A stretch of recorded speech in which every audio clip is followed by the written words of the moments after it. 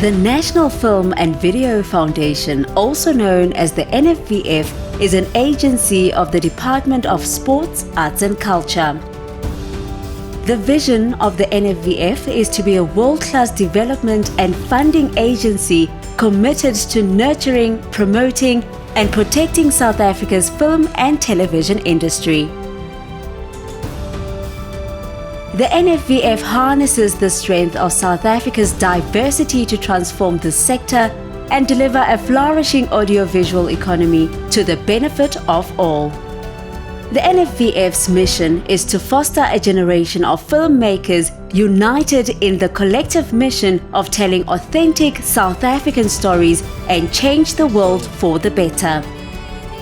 The NFVF's objectives are to increase the number of South African films and previously disadvantaged individuals producing them, increase audience access to South African films, increase the number of people trained in the industry, particularly in areas of scarce skills, promote the South African film industry locally and internationally, and promote social cohesion and the expression of the nation's stories through film. Eligible participants may apply and submit their film projects to the NFVF to access funding. There are 4 funding pillars where film projects can be assisted.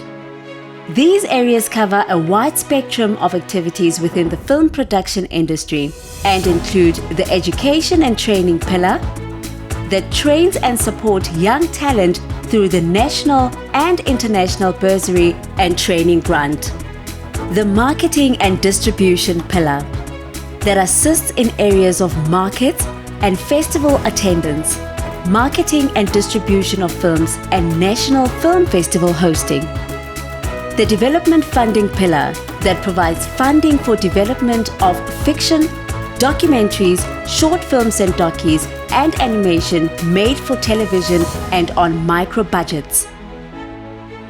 And the production funding pillar that assists in the area of actual production and the implementation of the film shooting and post-production stages.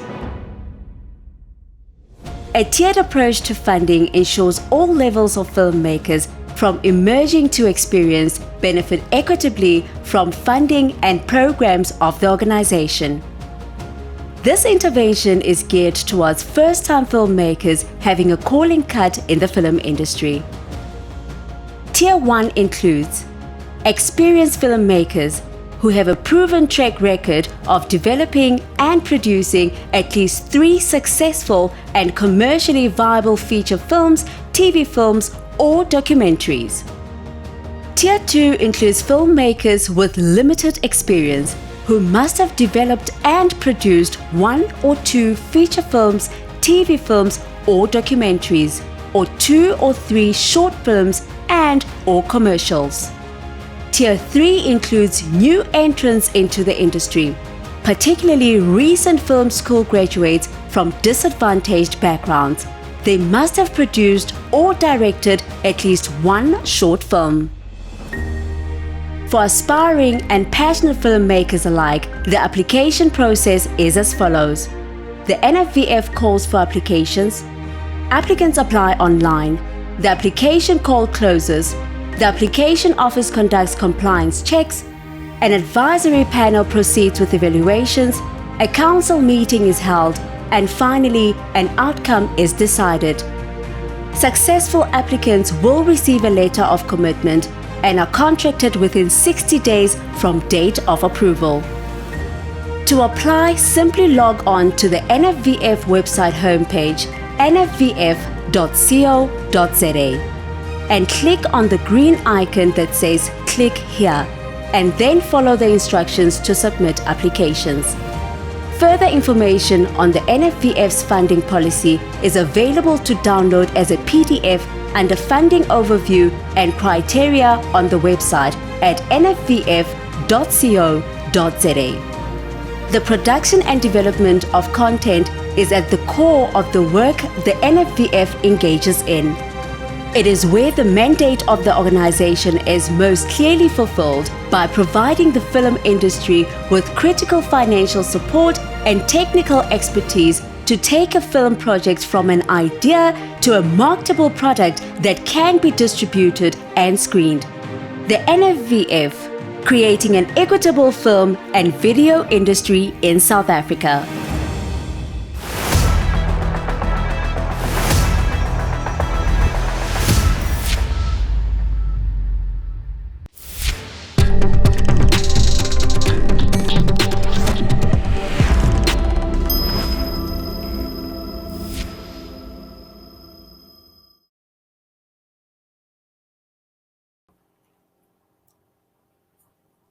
Good morning, everybody.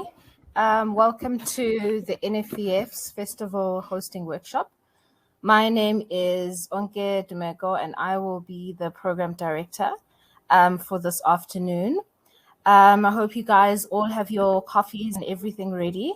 We hope that this will be a very informative session for everybody this morning. So I think from an NEWF perspective, we really felt the need to host this type of a workshop.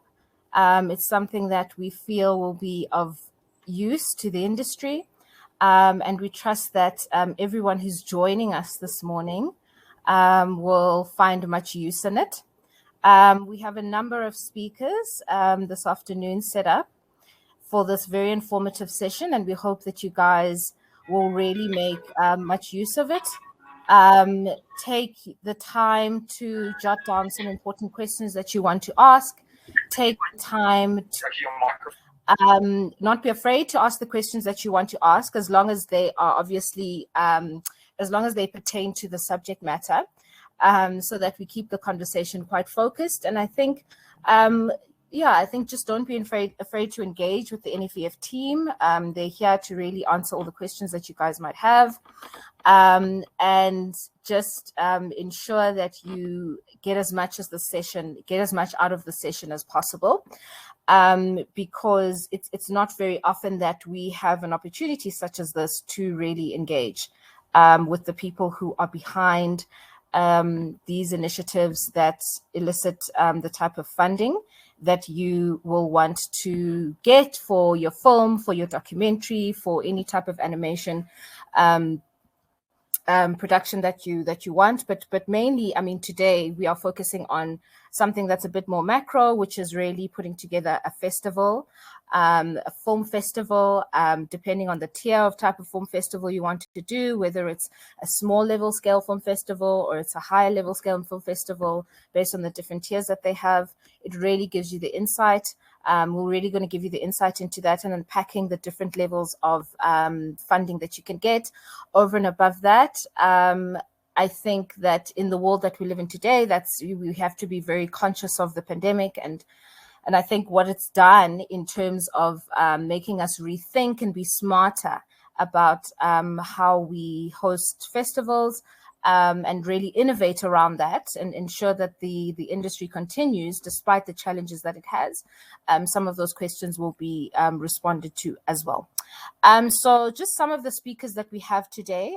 We have Mlamli, who is the Funding Administration Manager at the NEWF. We also have Nomazulu, who's the HOD of Operations. She's our Chief Operations Officer.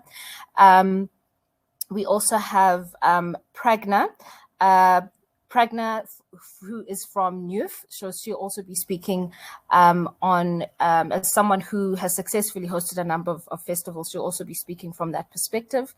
And then we also have Terence, Mr. T, so he'll also be speaking from a slightly different perspective when it comes to the monitoring and evaluation when it comes to these festivals, and the types of things that we look for when it comes to just making sure that everything goes according to plan. So I think the first speaker we have is Mlamli. As I said, Mlamli is our Funding Administration Manager. So Mlamli is going to be the first person to speak, and I will hand it over to him.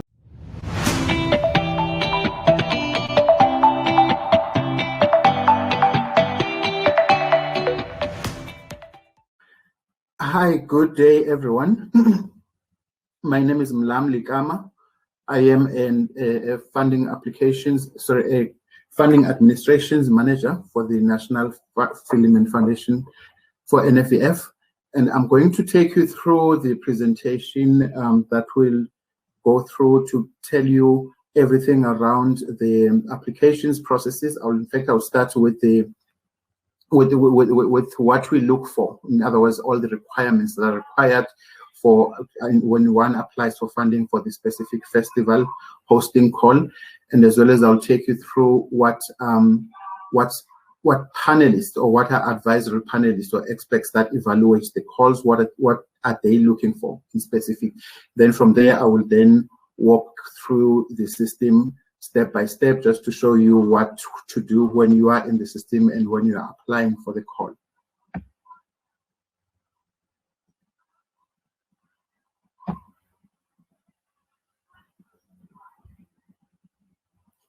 Okay.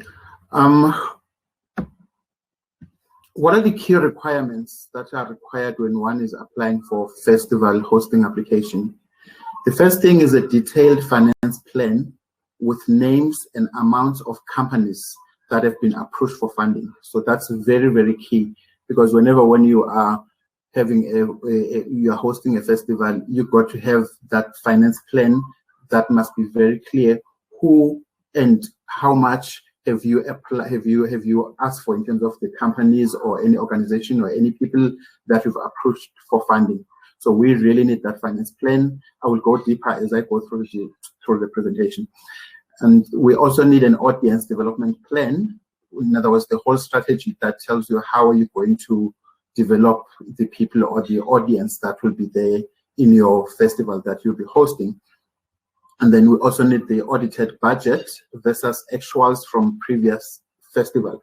So this now talks to the budget itself per line item. You look at what has transpired in the previous festival, and as well as what are your projections in terms of your budget. And then we also look for a bank details confirmation letter from the bank. It must not be older than 3 months from the date of application. So please be very specific, because we are very, very, very strict when it comes to the requirements. And then we're also looking at a BBB certificate. If you don't have a BBB certificate, like some companies are very small or maybe not yet at a level where they qualify to have a BBB certificate, they will then need to submit us with an affidavit, BBB affidavit, which must be signed by the Commissioner of Oaths, and of course it must not be older than 12 months, as the B certificate is always valid for 12 months. So please make sure it's signed by the Commissioner of Oaths, it's dated, everything is there, and it's in the normal template of a B affidavit. And then benefits to the local film industry and to filmmakers attending the festival. So that's very important, because we want to find out, in fact, we want to find out how does the festival benefit the industry? How would it benefit the filmmakers? So it's one of the key documents that's got to be there. There's quite more. I'll go through the next 2 slides or so, and then I'll explain all of them. The next one is the certification of incorporation, which is your company, your CK documents, your company registration documents. They have to be there. The certified dated copy of South Africa of an ID of the applicant. So the applicant must submit an ID copy that is certified and dated. You'll see dated is highlighted because some ID copies are not dated, and if it's not dated, it doesn't tell us as to when was it certified, because an ID copy, according to our policy, it's got to be certified at least within 6 months of the date of the application. So it's very, very, very important. It's one of the things that we sometimes get, where an applicant submits an ID copy that is certified, but it's not dated. It doesn't give us any clue when was it certified. As a result, that application end up becoming disqualified based on non-compliance. We also are looking for tax clearance certificates or a tax PIN, tax compliance PIN, which is what SARS normally issues. And again, it must be valid. In other words, it must be within, the tax clearance certificate or tax compliance PIN, it's valid for a year, so it must be valid.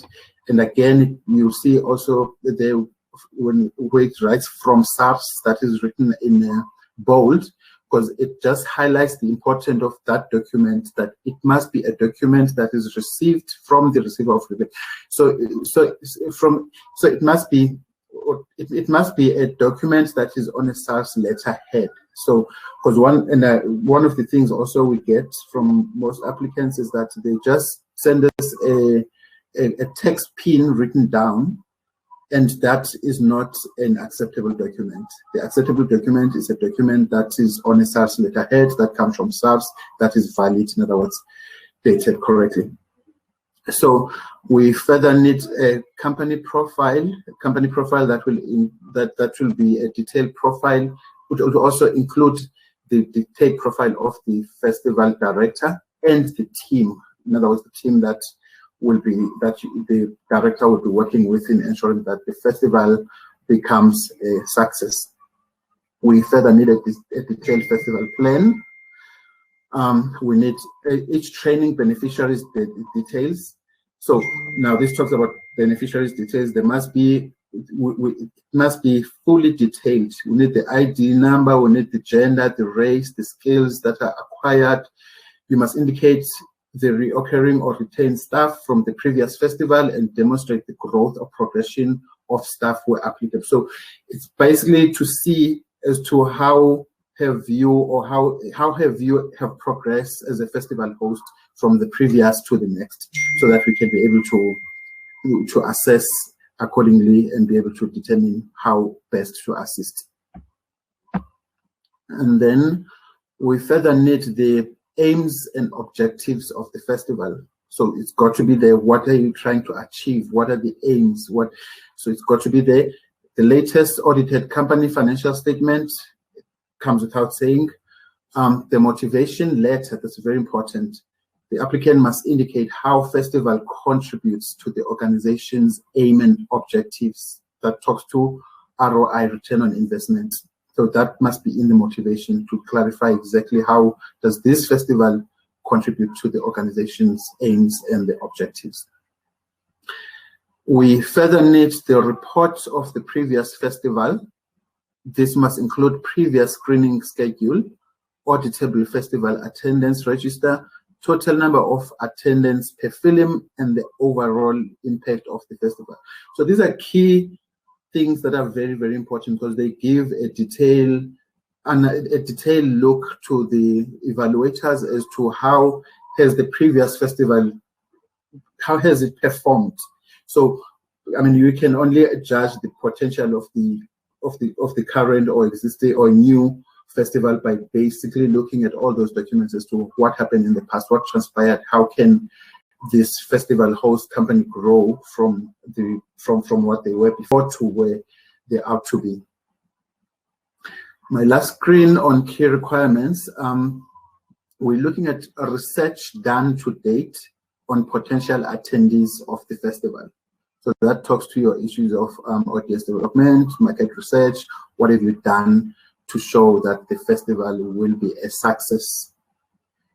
And then the screening schedule that now talks to the list of all the films that you want to be screening in the festival, the dates, the times, and the venues. So all that must be there in the screening schedule.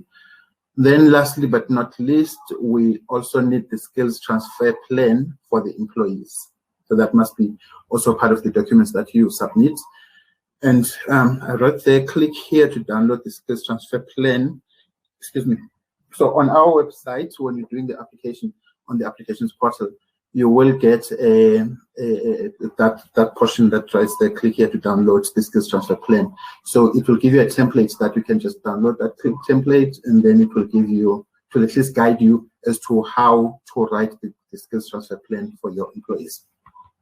So that then sums up the portion on the key requirements.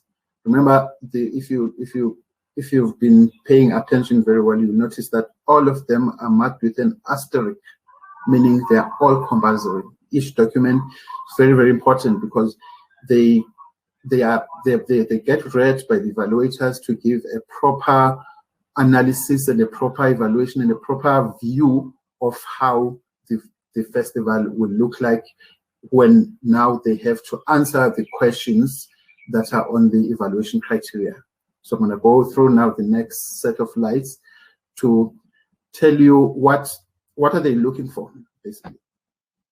What is panel looking for? What are the things that the panel is looking for in an application?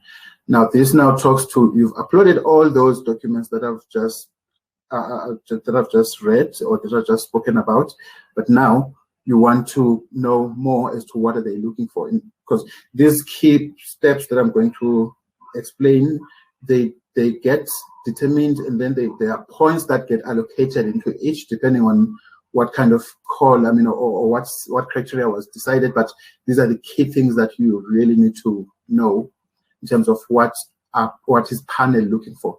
Maybe let me first by saying, who is panel? Panel is the advisory experts that NEWF hires from time to time to be able to evaluate, to assess, to look at each and every application and be able to give a score, and thereafter they then decide or they then discuss in what we call panel meetings as to why and how and the reasons behind the scores that they've given, which then will determine as to whether your application can be able to move through to the next level or not. So the key thing is motivation. I spoke about the motivation, that you need to submit a motivation document that motivates and express everything. Why are you hosting this festival? And then secondly is full festival description, which obviously will talk on issues of what are the uniqueness of the festival. How is this festival different from the other? What makes this something interesting for South Africans or for South African filmmakers to exhibit their films or to go in there and be attendees?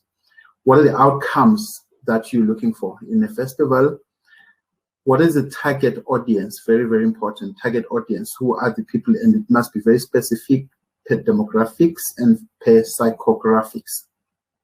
So it's very, very important that you really, really define your target audience, and you define it very, very, very closely. And then the panel is also looking for film curation, which means you've got to list all the films that have to be screened in full. So they will look for all that list, and they would want to find out what is the rationale behind your selection. In other words, why did you decide to choose these films over the other films? What is the full rationale? Because everything has to tie up to make sure that it goes to that common goal of the theme of the festival. And where and how will these films be sourced? That's very, very important. They would want to find out where and how will you be sourcing these films. Moving further, still on what the panelists are looking for, they are looking for your promotion or your publicity strategy. Now, this is where we're talking of the local activation, community outreach, and where applicable, regional African continent or continental if it's applicable, or international. So they're looking for activation plans depending on your strategy or of your festivals that you're hosting, whether it's local, it's regional, or international. So you've got to have activation plans. And then, sorry, just 1 second. And then integration with the local film commissions. So that's also part of the promotion or publicity strategy, something that they're looking for. Are you able to integrate, or have you integrated with the local film commissions in provinces, for example, where there are local film commissions? I know KZN, Eastern Cape, Gauteng, to mention a few. Have you integrated with those? They're looking at all those things in terms of promotion and publicity. Integration also with provincial and municipal administration services. So they're also looking at all that. And also, if they're looking for sustainability, you must be able to state the key focus areas for the festival and describe the strategic interventions for those areas. For example, if your festival is focusing on youth, you must have a strategic intervention as to, for example, things like passing off school kids or taking school kids by bus to festivals, and maybe hosting the festivals during school holidays. Those are kind of things that they're looking at. They are also looking at the advancement of people from historically disadvantaged backgrounds. You know where our country is coming from, so it's one of those things that they will look at when they assess your project or your application, looking at issues of job creation statistics, the whole list. You've got to put a full background of those statistics of job creation. Could be by gender, by age, by race, by all those things they want to know as to how you're creating jobs. They finally, lastly but not least, they are looking at the budget breakdown of the festival. That's very, very important. So you've got to have an itemized budget that is full and that is realistic. Realistic means you must have done research and you must know what. So they are experts, so they know exactly what each thing more or less costs. So you've got to be realistic and you've got to make it in full in your budget. And then further, I indicated earlier on, they also want to find out all associated sponsors, and you must attach letters of confirmation by those sponsors. You must indicate whether it's a new sponsor or it's a returning sponsor, and also their investment compared to the previous year. If it's a sponsor that is a returning sponsor, in other words, a sponsor that has sponsored you previously, how was the investment done there and what is happening now? So that basically sums up the key things in terms of what the panel is looking for. Just to give you, when you uploaded all those documents that I've spoke to earlier on, but just have that in mind that these are the real things that will get you points or get your application points so that you can be able to move to the next level. So moving forward, I'm now going to take you through the application system. Okay, all our applications are done online. In other words, you will go to our website, www.nwf.co.za, and then in there, on the landing page of the website, you will see we normally, as NEWF, at times we have more than one call. In fact, most of the times we have more than one calls that are running at the same time. It could be a call for festival hosting, it could be a call for bursaries, it could be a call for production and development. It could be, so we could have at any stage more than one call. So if you look at the screen that I just have now, you see there's five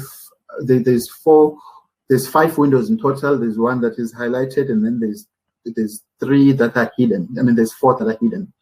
So when you look at the landing page, you will just scroll through and see out of those hidden ones if there is a call that is applicable for festival hosting that you'll be looking for. If it is, yes, you will find it in there, and then down there at the bottom of the page, it will write click here for the call. Once you click there for the call, it then the system takes you through to our application portal system, which is Praxis GMS.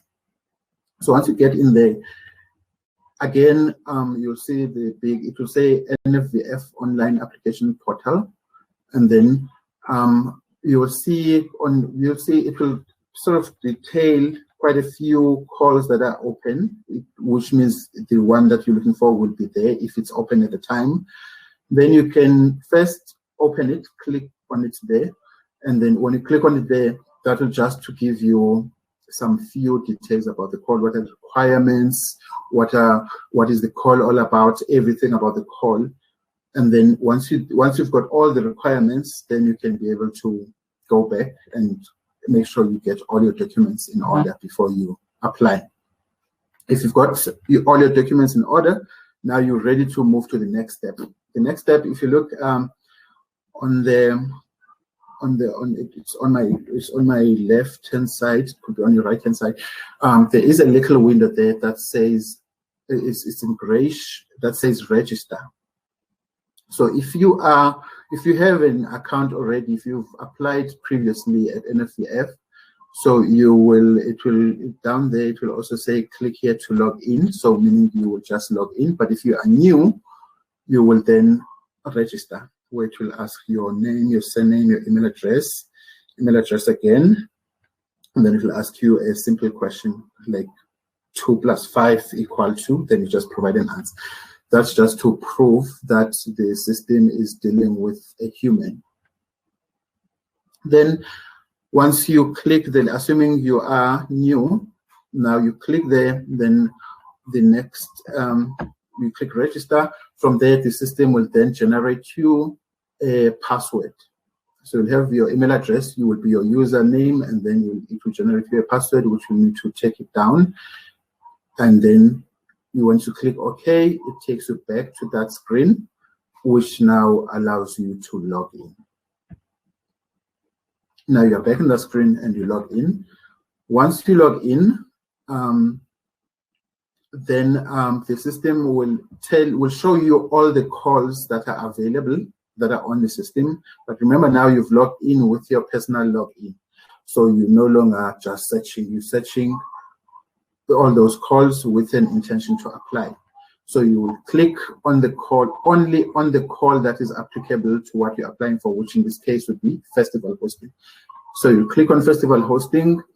Then once you click there, the system will ask some few details of the project.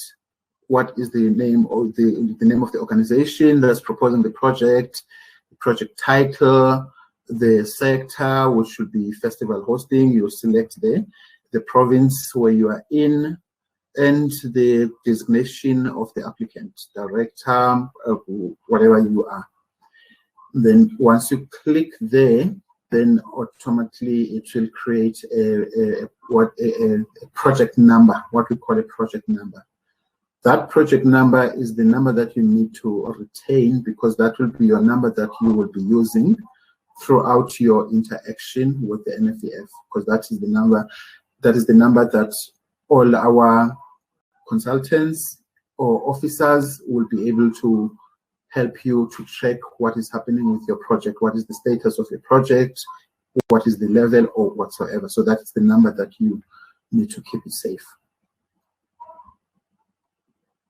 Now that you've got your project number, if you click continue, and then it will then take you through to the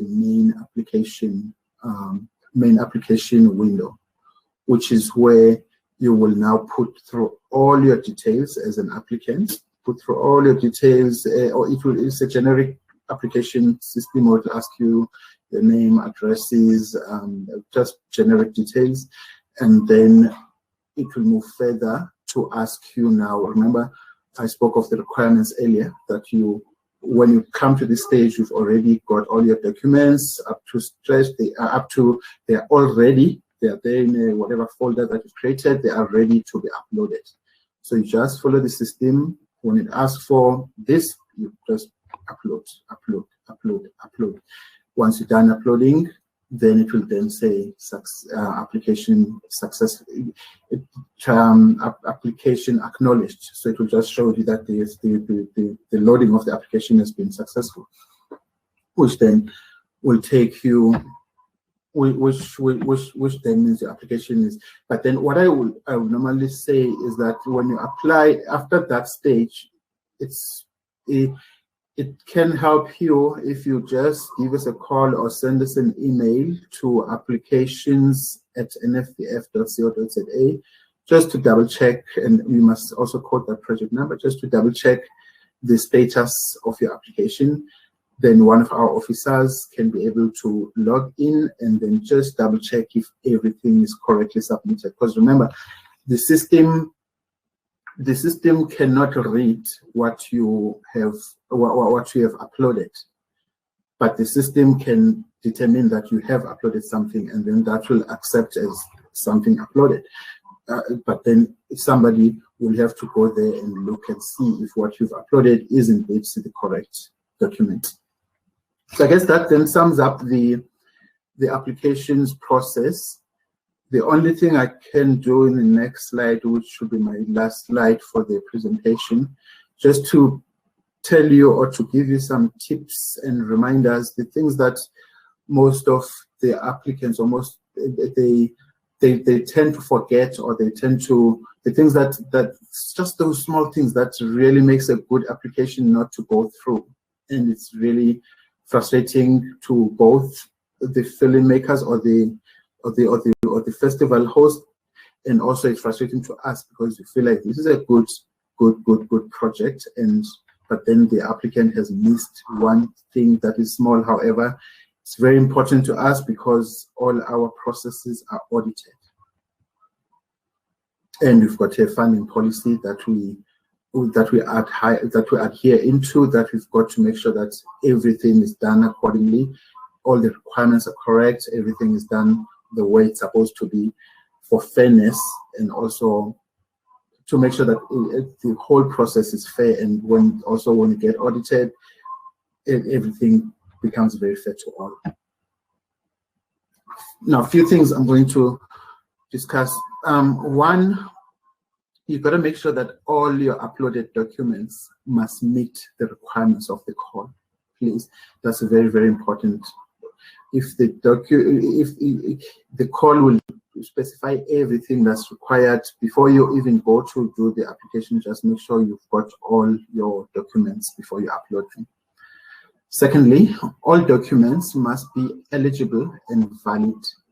So I do know sometimes, especially when it comes to certification, that some stamps are not very clear. If it's not clear, please rather ask it to be clear when you go to the Commission of Us, because it's got to be eligible. If you can't see, if it's not clear to you, it may be worse when you see it, because remember, all our applications are done and are evaluated online. So we've got to be very, very eligible and valid. Valid means up to date. I'll give you an example. If you're asking for an ID copy, that must be certified within 6 months of application. It's got to be certified within 6 months of application. I did speak about it earlier, but literally any other document that needs certification, it must be done within the specified time that the call says this document must be certified with. So it's one of those things that people tend to forget and submit a document that was certified 2 or 3 years ago without realizing that it will in fact cause a very good full application to be disqualified. And then all tax clearance certificates or tax PIN requirements, I did speak on it, they must be on a SARS letterhead. I re-emphasize it because we do get a lot of those where someone will do a screen grab from the computer or will just write down and then forward it to us and say, this is my tax PIN, please accept it. Unfortunately, it doesn't work like that. It's part of the policy and also part of the audit requirements that it's got to be on a SARS letterhead for it to be admitted. Then you could take your application to another level. NEWF does not accept any document after the closing date. We do get sometimes, I mean, when an applicant has submitted an application and then one of those small things that I've, not small, but it looks small, one of those things that I've spoken of that they've missed, like, I missed it, I thought of certifying this ID, but then for some reason, and can I submit it? Can I run to the police station and get a certification? No, we cannot accept it because the system is designed in such a way that after the closing date, it freezes. In other words, you cannot touch anything. So hence, we always ask all our stakeholders to please apply on time. Don't wait till the last minute, which goes to my next point. Next point, please do not wait until the last minute. So most applicants, they wait until the closing date. They wait, and I won't say they wait, but they only apply on the closing date. And we do find it across various streams of funding that we advertise calls for. And it's not right, because it creates a lot of panic, and it creates also a lot of room for errors.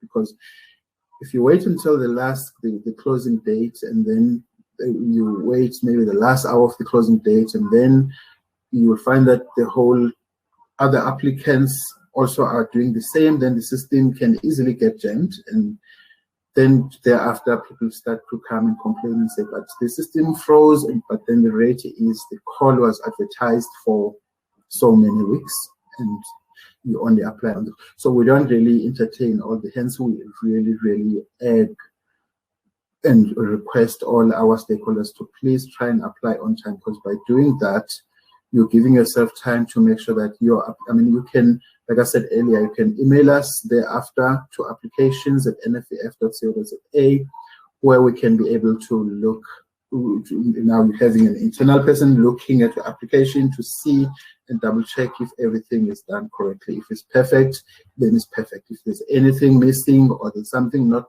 submitted correctly, then the officer can be able to say, look, you uploaded something wrong here. And by then you still have a chance, because the call is still open. You can still go back there, remove the incorrectly uploaded document and upload the correct one. Then lastly but not least, your application must be consistent throughout. We do find, it's one of those common errors that we also do find, where one would, we know there's quite a lot of also companies that are, or people that are collaborating and stuff. If you're applying as company ABC Limited, please make sure all your documents that you upload, they write ABC Limited. The B certificate must be for ABC Limited, because sometimes we do get someone, the tax clearance now talks to ZYK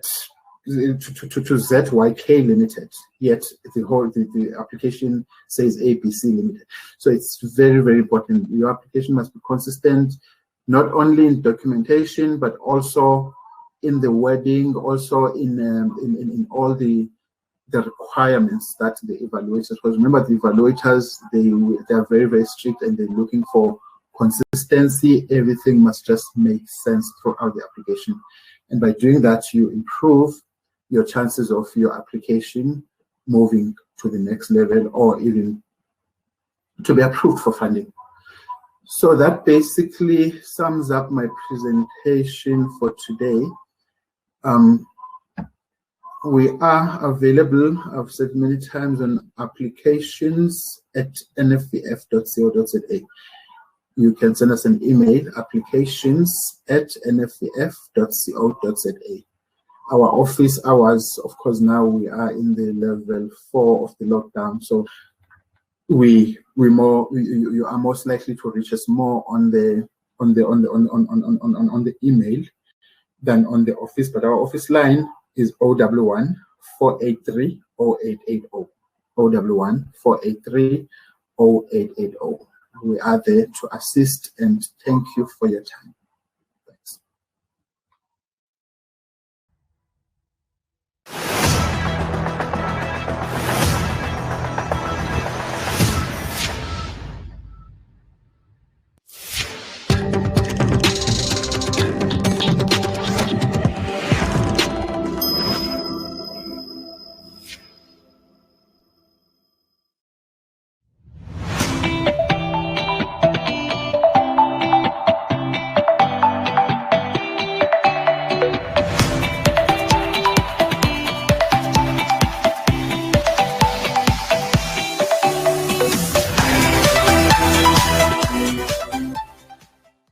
Good day, everyone. Thanks for joining us. My name is Nomazulu. I am the head of operations at the NEWF. I'm going to be talking to you today about our funding process, specifically to assist our past applicants and prospective applicants who want to access funding for the festival hosting services that we provide. So I'm just going to take a few minutes to take you through our funding process, take you through our funding pillars, so that we can assist you to position your application in the best way possible to secure funding. Okay, so it's important then to understand the location of what the NEWF funds. NEWF funds across 4 pillars, and those pillars of the film industry are development funding, which covers fiction, documentaries, short films, and documentaries, animation, a made-for-TV strategy, and a micro-budget film strategy, where we try to fund 100% of productions. We have also added television formats that we fund. Then the second pillar is production funding. Production funding, again, cuts across fiction, documentaries, short films, animation, made-for-TV, and web series. Web series is a new concept that we pivoted into since 2020. And then specifically what we're going to be talking about today is marketing and distribution. And marketing and distribution covers markets, festivals, and festival attendance and hosting of those festivals. It also covers the marketing and distribution grant to ensure that your film actually makes it to market, or you're able to promote the product to your audience. And distribution funding also talks to audience development initiatives. The fourth pillar of our funding is bursaries. It's education and training. Basically, we provide bursaries, international and local bursaries, and we also provide experiential learning support, which is in the form of training grants. Now, how our funding process works, pretty much if you're an existing NEWF applicant, you probably, or recipient, past recipient, you probably know that we release our funding in cycles that run across a financial year. And our financial year will start from 1 April of a base year and end at 31 April of the subsequent year, 31 March, sorry, of the subsequent year. So what happens is that we open a call for application, and it is published on our website. We try to get the message through to all our industry stakeholders via a number of publicity initiatives, as well as sending direct to our stakeholders and anyone who has an active interest in the film industry. So once then an application is closed, the applications department will conduct a compliance check on the applications that are received. My colleague has probably spoken more about it, about application process.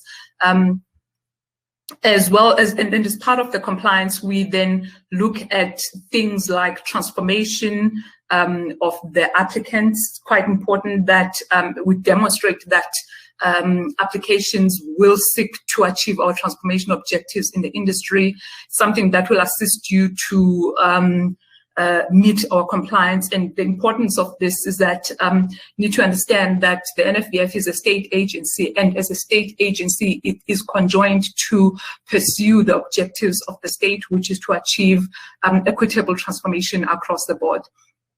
Then once an application then passes the compliance stage, then our marketing officer, who serves as the secretariat for the marketing and distribution panel, allocates applications to the members of our advisory panel.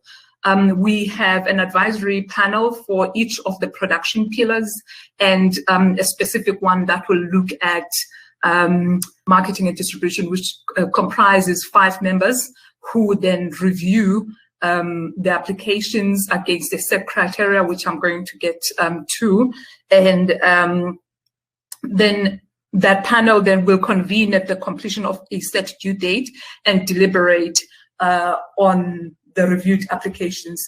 Then they will make recommendations to the council, which subsequently then will decide whether applications are successful or not. Once they're successful, then the applicants are notified by way of publication on our website, one, but two, direct correspondence with those who are successful. And then we also give feedback to unsuccessful applicants.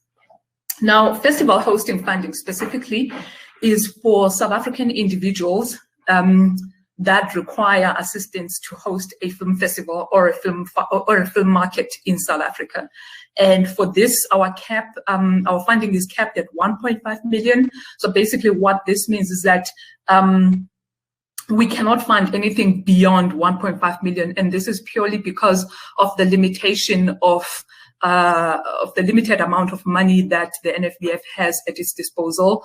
If you look at our annual reports, they will tell you that the state grants the NFVF around 140 million rand per annum, which is split then into the administrative cost of running the NFVF, and the bulk of that being split into the actual funding that must reach the sector. So it's not a great deal of money, which is why then we are capping we have caps that are applicable for our funding. So our target for the 2021-22 financial year is to achieve a total of 9 funded applications. And to date, we have funded 12. It might seem anomalous because we have just run one cycle. So basically what we do is to look at how can we stretch the money. We're obviously not going to have an annual budget of 5.3 million rand and then fund at the top end of our caps, because the demand purely outweighs the supply of the funding funding budget that we have. So we try as much as we can to then give a progressive amount to each of the successful applicants, but such an amount that will assist them towards at least using it as collateral to raise additional funding or to host an entire festival that is not heavy on expenses. So we're still going to run other calls for the remainder of the financial year with the available budget of 2.3 million rand. We have 3 tiers in our funding at the NFVF, and this tier system is also applicable to the marketing and distribution grants. So tier 1 is basically for advanced and experienced operators in the film festival hosting sector, and these people ought to demonstrate about more than 10 or more years of experience, and in which they should have acquired an ability to attract funding from multiple sources, and that funding should then be used in conjunction with the NFVF funding. Tier 2 is intermediate, and these are people typically between 5 to 10 years experience. And tier 3 is obviously emerging, and we're looking here at an entry level to assist people, new festivals, people from, which are typically people from disadvantaged areas and underserviced areas, if you will, and typically have less than 5 years of experience. So we try as much as we can to cover everyone. And I've already mentioned that it is people who qualify, it is South African companies that have the necessary expertise that will be detailed per call. So the typical documents that you need for information that is required, which will be important to get your application through the compliance and pass the compliance stage. And again, it will be quite important at the substantive review stage. So you will need a synopsis of what your festival is about and what is the unique selling point of your festival. You need a project outline and a project timeline. And then we need a 1 to 2 page letter of motivation, which obviously indicates the aims and objectives of the festivals. And this is an expansion from the synopsis of your festival. So this is where the bulk of the meat of your festival is, followed by a detailed festival plan and program that will include a proposed screening schedule, listing the titles of the productions, of the pictures, the dates, the times, and the venues of the screening. And then obviously it's very important for applicants to demonstrate that they have costed their budgets properly. They've costed all the items in the project plan properly. So you have to have a festival budget, a detailed festival budget, because it will be carefully scrutinized. Now, a lot of applicants in the past have found that they are unsuccessful because of the mismatch between the budget and the proposal. So it's very important that you spend a lot of time, think carefully about the line items that you're putting in your budget, and cost them to the T, cost them to the real finer detail of what you need funded. Because an inflation of your costs is not going to assist in securing higher budget or getting you towards the top end of the caps of our budget. Then we need a detailed document that will target your audience development. So target audience. And so festivals, unless obviously if there are markets, festivals are an important part for us, to an important way that we develop audiences for South African local films. So this is why it's important that applicants must demonstrate an understanding of the audiences that you're trying to reach. This must include demographics and psychographics. So you may want to actually go into sources like that are quite heavy, like the Broadcast Research Council, and these will actually give you an insight into what audiences are looking out for. Obviously, a festival is quite different from television formats, but it's one of the tools that I'm just mentioning that will assist. And there are more, certainly. But it's important as well, I mentioned earlier, that what we provide, because it's not 100% usually in most cases of, especially the higher tiered festivals, then what we fund you can use as collateral to raise additional funding. So it's very important to, if you have approached other funders, other potential funders, could be local businesses in the area, could be any other partner that you have approached. So it's very important that you must detail, you must let us know who those are, so that it brings a certain level of believability into the project. Then the documents and information, again, continued. If you've linked to the previous point I've just made, if you've managed to secure funding, it helps that you must let us know what is that funding, how is it, how are you apportioning it to each of the line items. Obviously, I've spoken about an audience development strategy and research. This audience development strategy is quite closely linked to the research that you should have done on potential festival attendance. Now, this may obviously vary in terms of actual, and we know that the situation is different now. It becomes a little tricky if you're going to, when you're trying to draw an audience into and captivate that audience onto an online platform, as opposed to pre-COVID times when a physical festival was actually quite easy to project the number of people who could attend.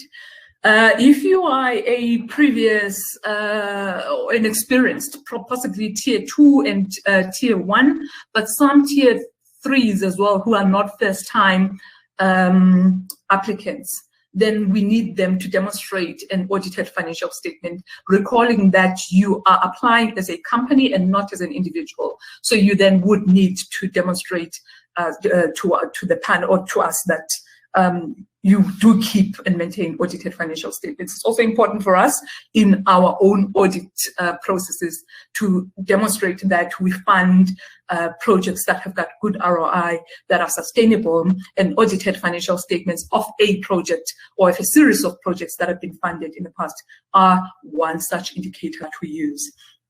Obviously, detailed report linked to it's similar to the principle that I've just communicated about audited financial statements. Then it's important for us to understand the credentials of the applicant. So whoever is the festival director or the key personnel that are involved in the production, we need CVs of those people, as well as certified copies of documentation, identification documentation. So it's a South African ID that is certified from within 6 months at least at the date of application. We need a certified copy of the company's registration documents. If you're applying through a production company, we need the BBBE statements, we need tax clearance, I've spoken about the audited financial statements, and we need a bank confirmation letter or an account that is linked to, if for instance, some large productions feel that they would like to have a separate account, but that account ought to be in the name or registered in the same name as the applicant name. So we'll need proof of that, confirmation of banking. An important thing as well is skills transfer. We like to use our festivals and our funded festivals as a way of transferring skills. The skills, and this should not be insignificant skills to the industry. This should be practical and tangible high-level skills. Like, for instance, we know that the operations of a festival are extremely technical. Understanding the audience needs and the audience demand, audience profiling is an extremely technical element. Also, raising funding for festival hosting is also business development aspect in the context of film festivals is quite a technical field. So those are the type of skills that we need to demonstrate that your festival will actually achieve the objective of skills transfer. I think now that we're in a web-based environment, also there are technical expertise in hosting the festivals virtually, and those could form part of your skills transfer, as opposed to basic issues like pitching a tent, which is not necessarily directly linked to our business. Now, at the evaluation stage, I mentioned this. So this is where your required documents match the evaluation criteria. So what will the panel members look for? They will look at the realistic nature of your budget and if it's aligned with the plan. I've spoken in detail about this. We need to see planning and preparedness to host the festival. So, for instance, I think in the levels of COVID lockdown prior to the one that we're currently in now, which is level 4, we're working with a lot of hybrid events, and we needed to show, those events needed to show that they've actually thought through and have genuine plans and realistic plans in place, and they're prepared to host a hybrid event festival, and how the physical festival would interact with an online festival. So those were the kind of things that we were asking for at the time. So, but obviously now it becomes important to revert to a full online environment, web-based environment, virtual festivals, and you need to still demonstrate same level of planning and preparedness. I think there are serious lessons and some valuable lessons that were learned in the festivals that went virtual in 2020. And I think it would be good then for applicants to go back to those and study them thoroughly as you prepare for your own proposal. Obviously, we want to get a sense of integration and sense of understanding and connectedness to the local community.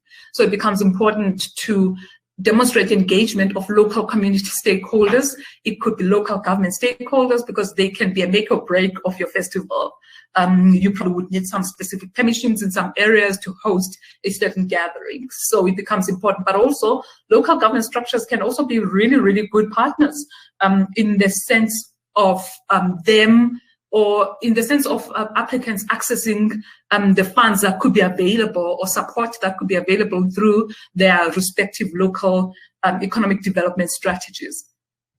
I've spoken about the importance of achieving transformation targets, which is race, gender, people Black people in management positions, and Black defined as African, Indian, and colored. People with disabilities is extremely important that we include them. And I've also spoken about underserviced areas and underserviced provinces. So an application, it's obviously, it helps if it weights a lot, carries a lot of weight if your application can stand on its strength and can also demonstrate that it's an original concept and a unique festival. So you also always need to ask yourself, do I have a comprehensive audience strategy development, and have I actually thought about the audiences that are in the area that I want to pitch my festival in? And do I understand my target audience? You know, is there a likely uptake of the products or the pictures that will be screened? And is there a marketing and communication plan that resonates with the target audience, and that in turn will increase the participation in your festival? And is your program reflective of the target audience? So that is, those are critical success factors that I think each applicant needs to be aware of. Some of them, qualifying expenses, you would need to include your overhead, your administrative costs.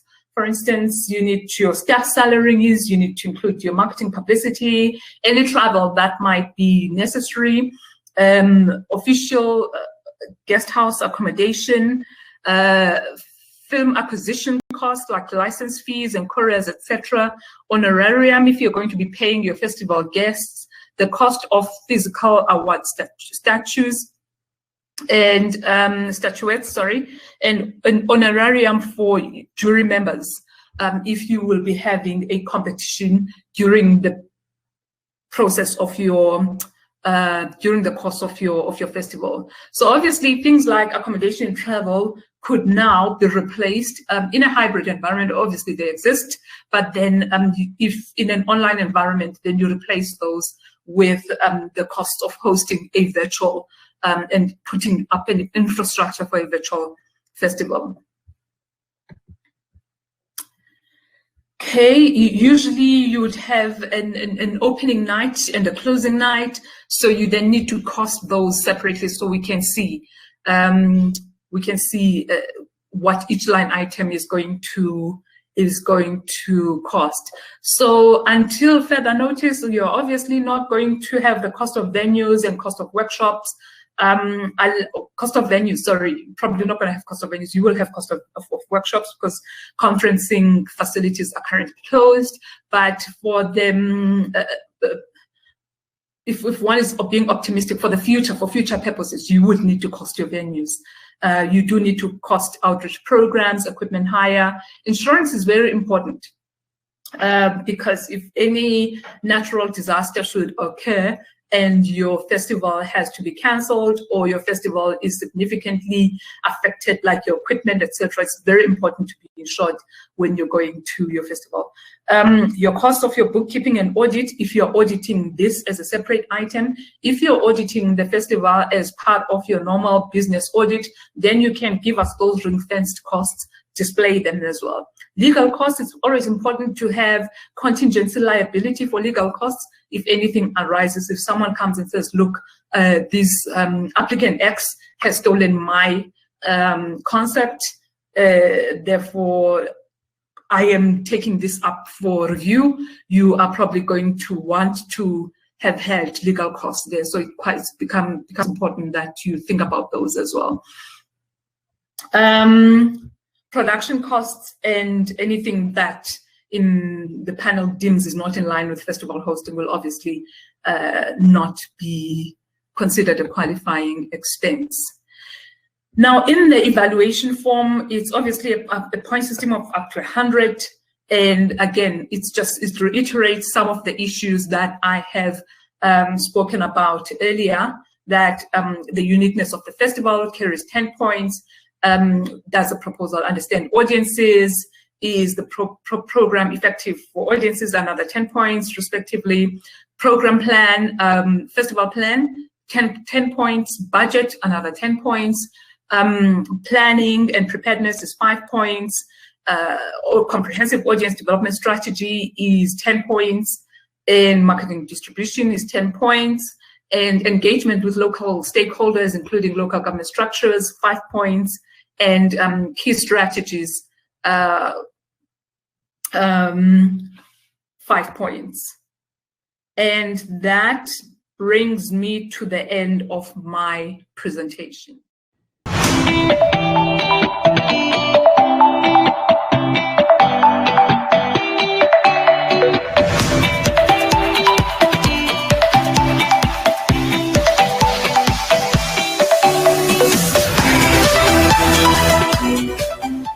Hi, I'm Pragna from NEWF, Nature, Environment and Wildlife Filmmakers, and I am the Executive Director of Operations and Marketing.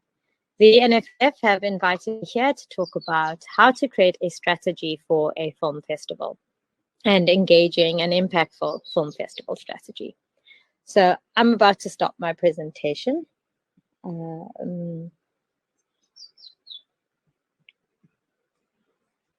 There we go. So festival hosting, building the strategy. A little bit of background to talk about NEWF and where we started. So in 2014, my partner and I created what was one of the first nature, environment, and wildlife conservation TV programs targeted for local audiences in local communities. And this TV program featured on SABC1, and it was targeted directly to the local communities that live around our natural and protected areas in South Africa. But when we made this TV program, whilst it got a whole lot of publicity and it did really, really well, and it had great numbers in terms of viewership, as an industry, we realized that there weren't any filmmakers of color in the nature, environment, and wildlife filmmaking genre. And so as the years grew, in 2017, we developed NEWF. We conceptualized NEWF, which started out as a congress.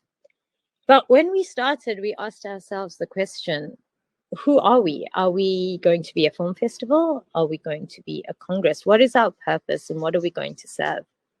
And we had a lot of feedback and we engaged with a lot of industry. And then we asked ourselves, but if we were a film festival, whose films would we show? And so we changed our strategy. And instead of being a film festival, we decided to be a congress, which is a meeting place and a gathering point to connect and talk about ideas and the industry and conservation. So Africa's next generation impacting conservation through film, and that became our tagline, who we are and what to be. And we started hosting the Congress 2017, 2018, 2019, discussions, film screenings, festival workshops. You can see pitching sessions, seminars, etc., networking all took place during the NEWF Congress. This video here will show you how we have grown over the 4 years, since we began NEWF in 2017 into what we are today, which is an all year round impact and outreach organization.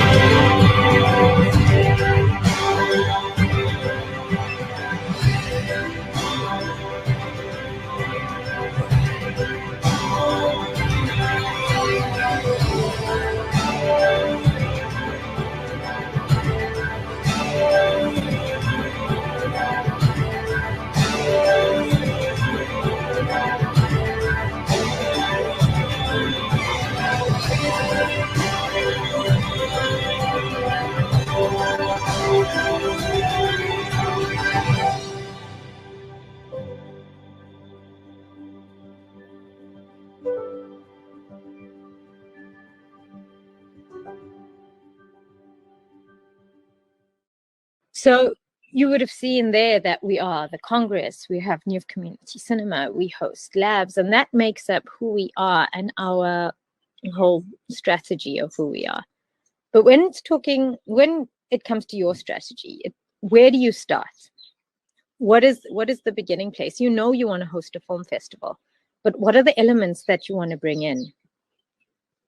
The first question you ask yourself is, what is the difference between audience development and audience engagement? Because that forms the key elements of what your strategy is.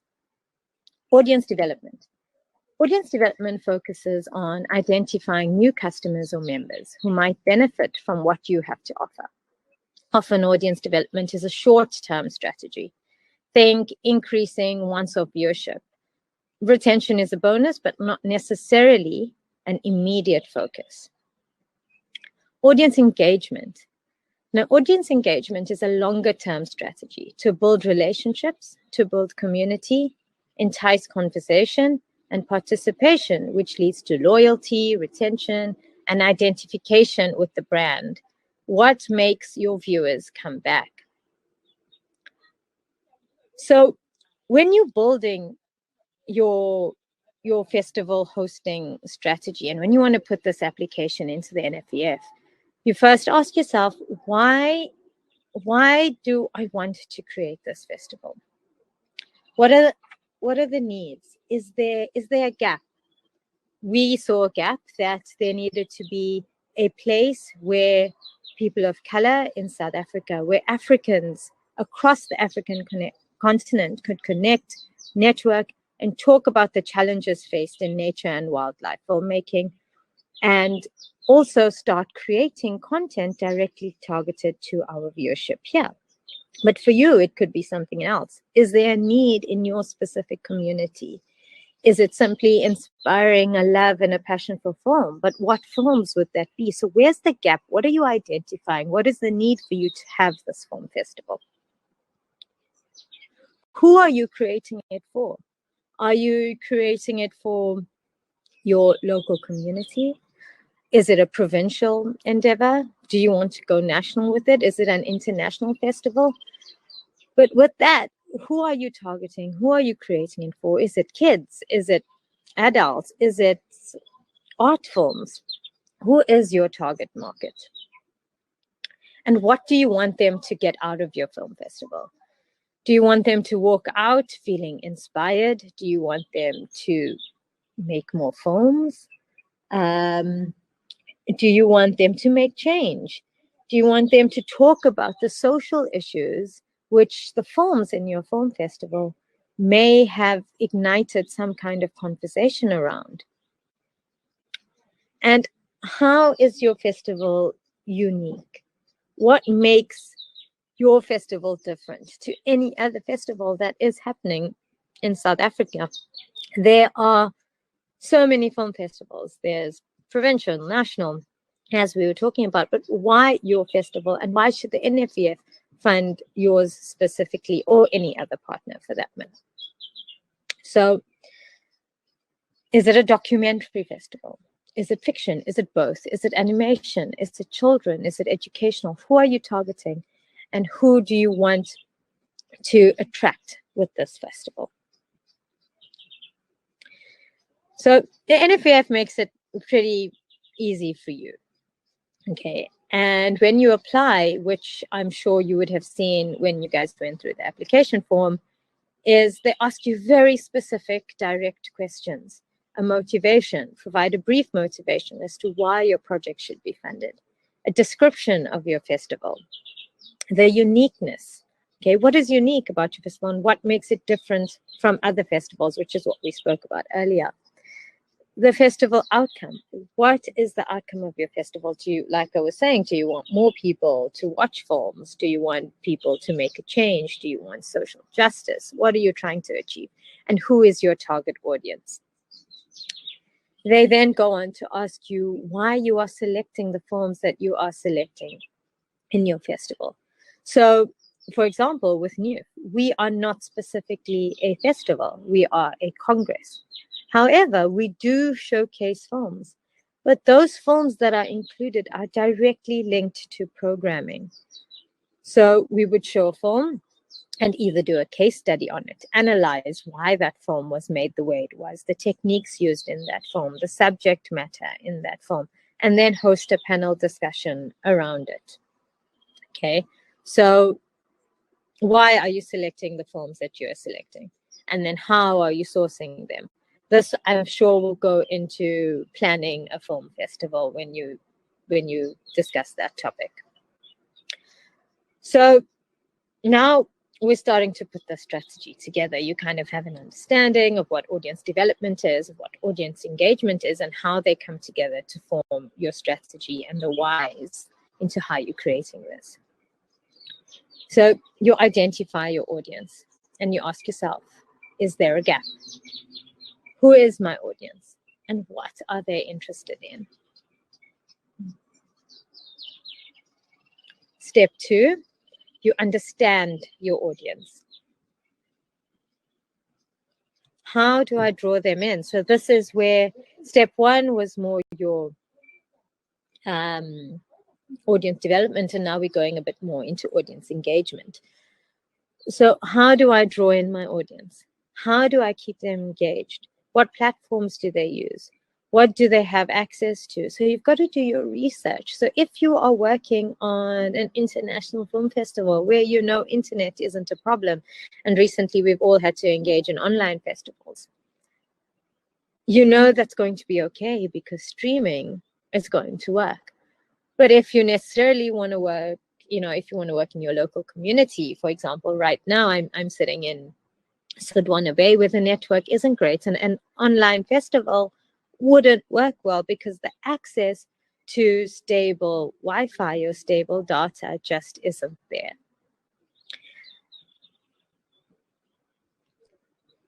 Is there a theme that you want to create for your festival? Are all the films going to be suited to that theme? Are all the discussion points going to be suited to that particular theme? So each year at NEWF, we have a theme. In year 1, it was inclusion. It's been partnerships. It's been community reimagined. And everything that we do feeds into that single theme in some way or another. An overarching idea that keeps the films and all the content included under this particular banner. Will you include industry sessions? Do you want there to be talking points? For example, do you want to talk about women in film or the latest gear? How do you bring that into your film festival? And is it necessary for your particular purpose? Audience development focuses on building relationships. And that's, for me, is the most important part of creating any kind of strategy. Okay, is what do you want to achieve and how are you going to continue this relationship and retain your audience? There are 4 elements: community, connections, collaborations, and caring. So when you create your strategy, you're working out how do you create the sense of community with the people that are attending your festival. Is it through the films that they're watching? Is it a free festival, maybe, so that more people have access? It's been a bit tough of late to create deeper, meaningful connections. Festivals, we would all sit in a cinema and then we would walk out, and whether you knew the person next to you or not, you would start engaging in discussions around it and attending a networking event after the film to talk about the film. Maybe there was a session that talked about how the film was made, but how do you do that now? How do we do that in a COVID world where most things happen online? Are there other ways to do it? Do we still host it in person? But how do we create those connections and maintain them? Because from the connections, you start creating collaborations. Maybe there are people who are working on films together, or are inspired to, if it's a social justice film that they've watched about something and they are then inspired to go and make change in their local community by partnering with somebody else. And it's a sense of caring. It's this community that cares for one another for a single vision and a single growth. So if we go back to what kind of festival you're creating, whether it's documentary or fiction or kids festival or an animation, what is the community? What are the connections that you are trying to create? What are the collaborations that are going to be built? And how are you going to create this sense of caring?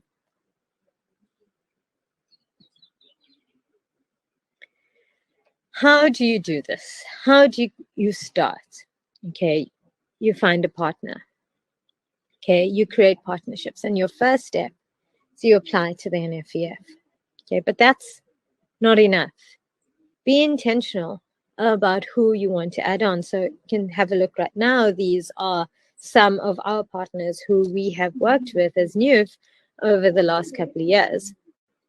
Be intentional about the choices that you make, because in building partnerships, you are increasing your community. Their community is becoming your community. And how do they become one, and how do they gel together that allows you to grow your film festival and your strategy?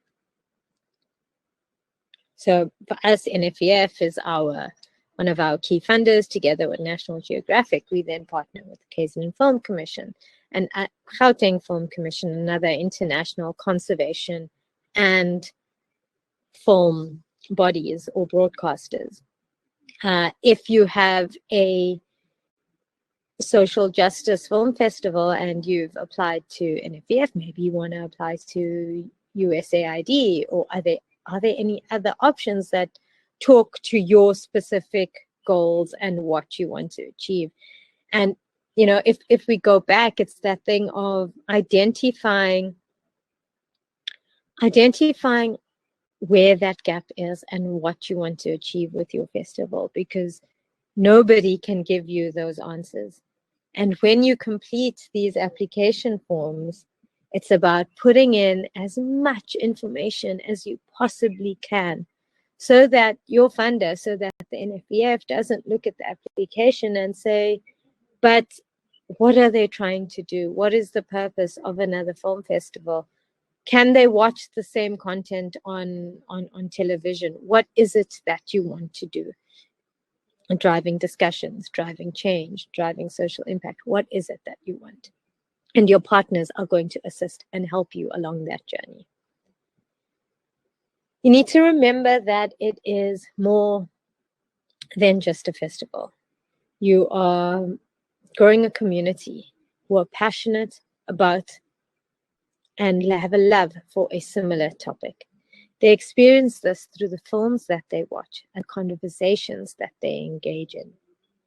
Okay, so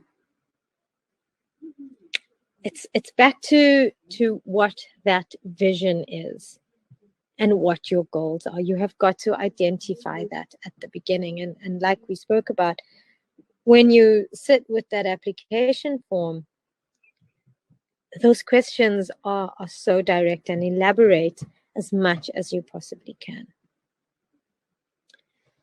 Strategy impacts planning. You have your strategy now. You know who you want to target. You know why you want to host your festival. You know how you're going to host it. You know it's going to be over 3 days in a particular area. But when you have your overall strategy, and when you know, or when you have all that information, it impacts, when you have your theme, it impacts your planning in terms of how you're going to curate this festival, whether it's a short film festival, whether it's only feature lengths, whether it's a combination of both, how many days it's going to run for, whether it's going to be an online event, or whether it's going to be an in-person event. Everything that you've spoken about in strategy impacts how you now plan and actually implement your film festival. Here's another video that you are going to watch that talks to what we did and how we had to adapt our strategy in 2020 when COVID-19 hit.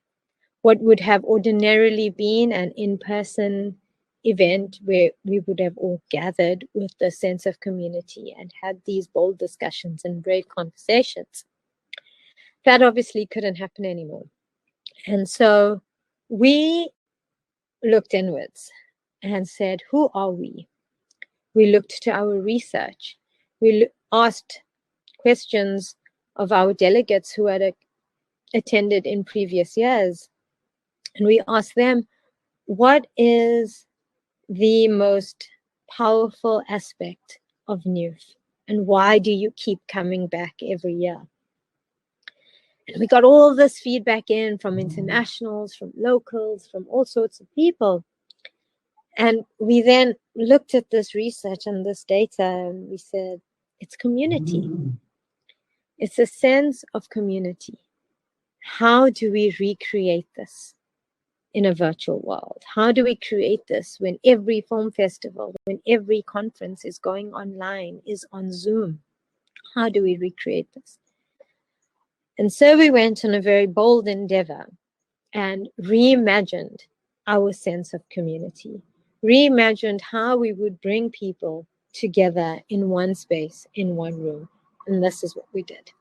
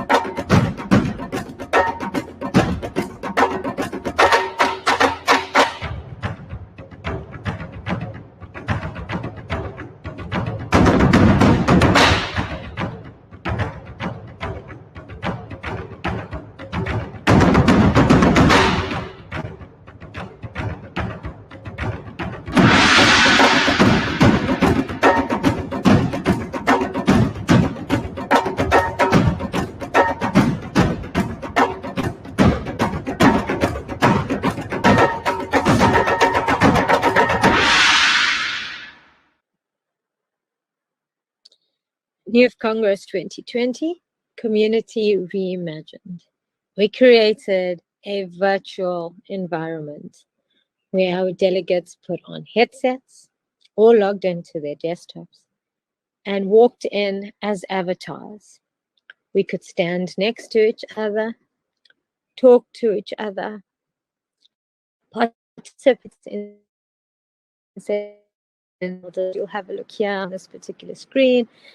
The topic was African Dilemma, and the speakers were up on the stage, and the attendees were standing up in front and throwing up emojis when they liked something that a speaker said, or sent up an applause, and were also able to then interact in a live Q&A with the other avatars on stage. It's called social VR. Here's was our main area, the amphitheater, where most of the panel discussions and sessions took place. What you saw previously, this was the watering hole. It was where networking happened. There's a little watering hole over here. There was a baobab tree. In the background, you can see the little crocodile with some wild animals enjoying the sun at a sunset. And the avatars were drinking sundowners in their own homes.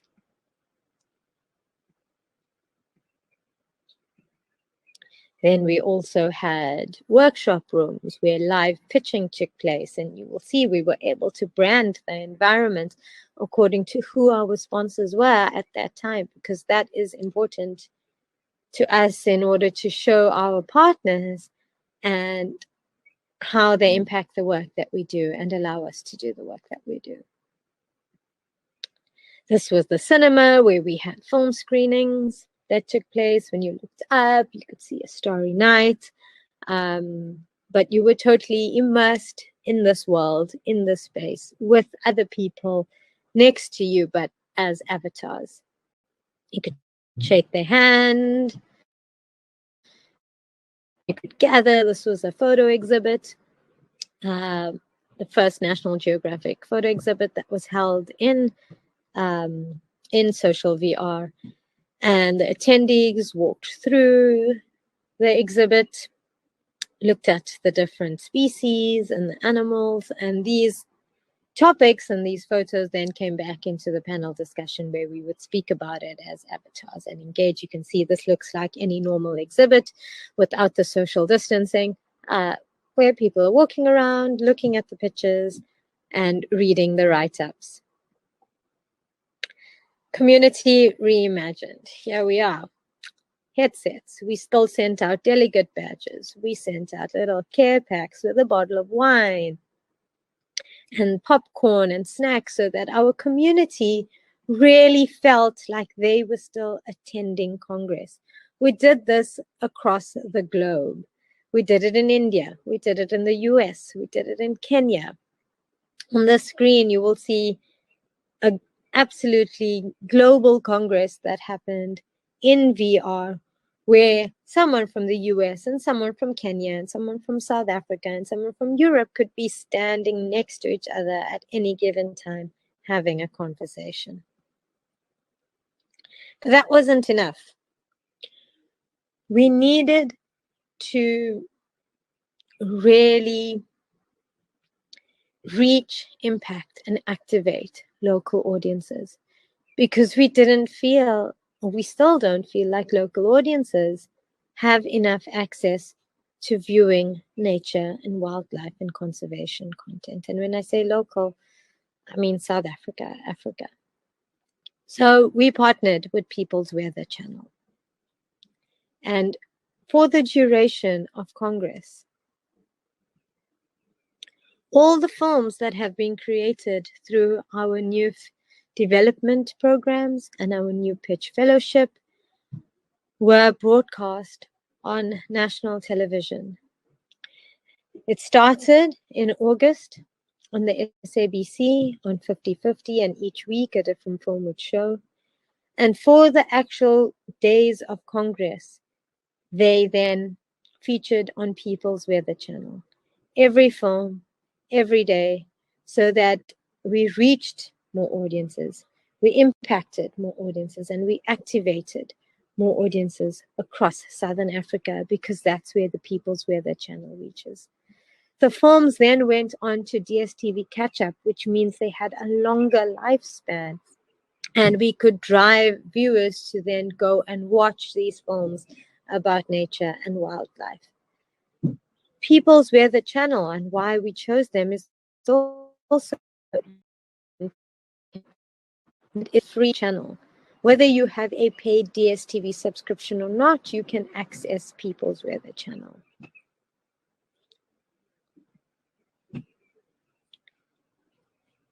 So that was a little bit about NEWF 2020 and why we made the decisions we made and how it impacted our strategy for that year. Our core strategy hasn't changed, but we knew that it was community that mattered to us, and how do we recreate that? In 2021, we look at it differently now. How are we going to implement our sense of community for this year? Are we going to do VR again? Are there other elements that we are going to look into? What is our goal for 2021? Has that changed? And that's something you have to also look to every year. When you send in your application, yes, the same, because your core vision never is.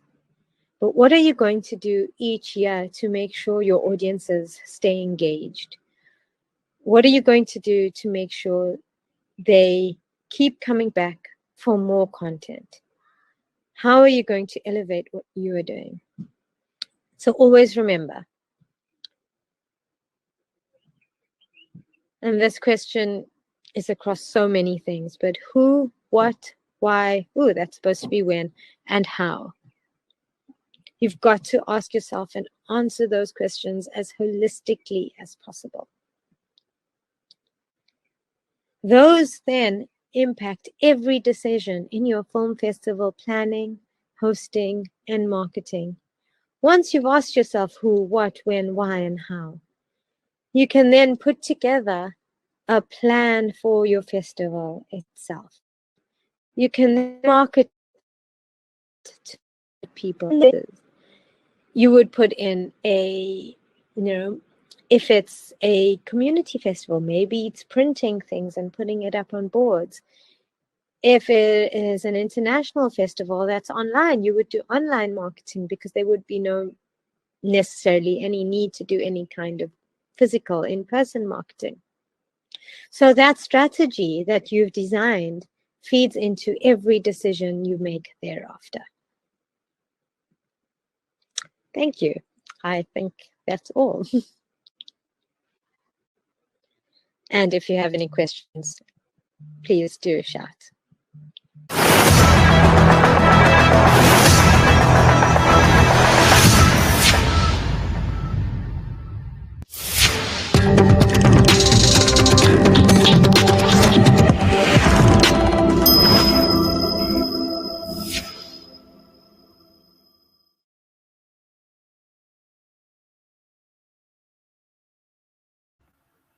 Thank you so much, Pragna.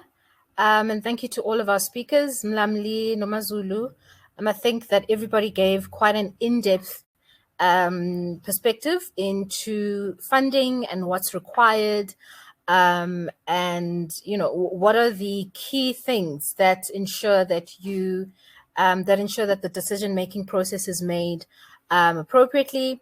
And also, from someone who has the experience of getting the funding, what are the key strategic things you need to have in place, such as partnerships, and how do you have to be strategic in ensuring that you have the right partnerships?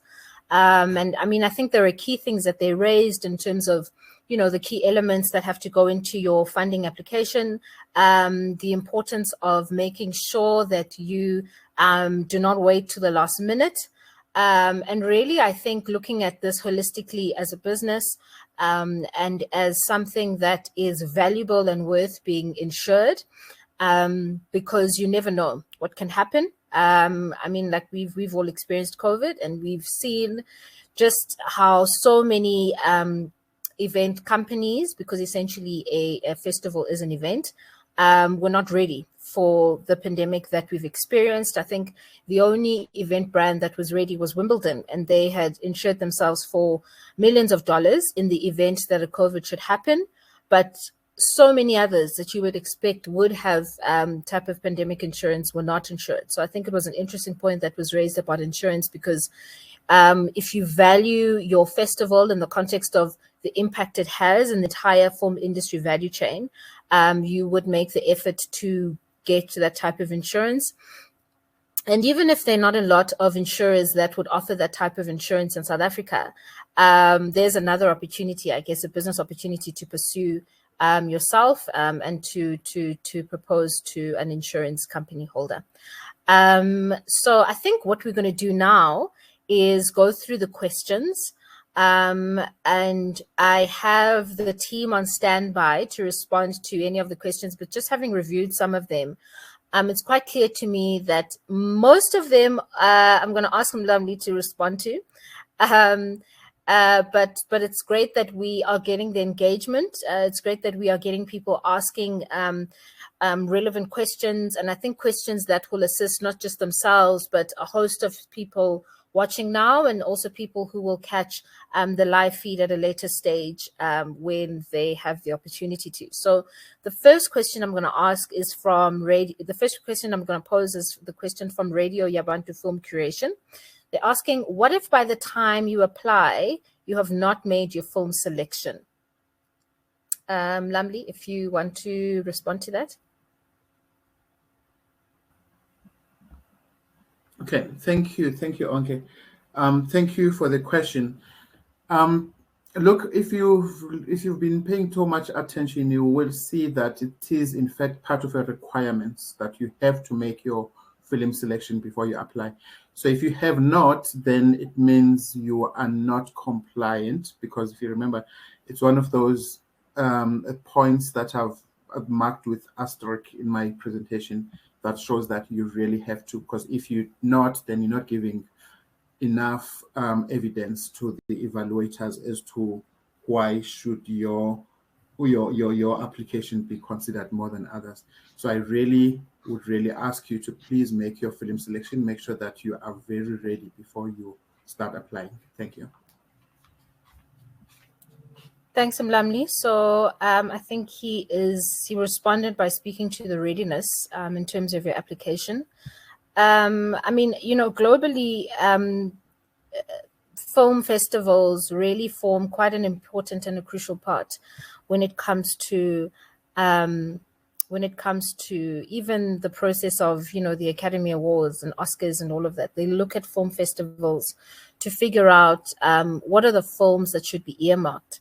So, in America especially, which, they kind of have the benchmark from a Hollywood perspective. Hollywood really have the benchmark in understanding how a film festival plays a crucial role in the entire film industry. They look at these film festivals, they really, really hide them in whole regard. So when it comes to your film selection process, I think, like he was saying, make sure that you have done that process, make sure that you've done that work, because it definitely impacts from the person approving your application. It impacts us understanding how much you have thought about this strategically, and how much work you have put into it by figuring out these are exactly the forms that I want to screen. It just gives the approvers the perspective that you have thought beyond just hosting an event. Okay, so the second question is from Nontetelelo Ngumalo. She's saying, she's basically asking, why do some people get rejected when the application sometimes takes time to get approved on our side.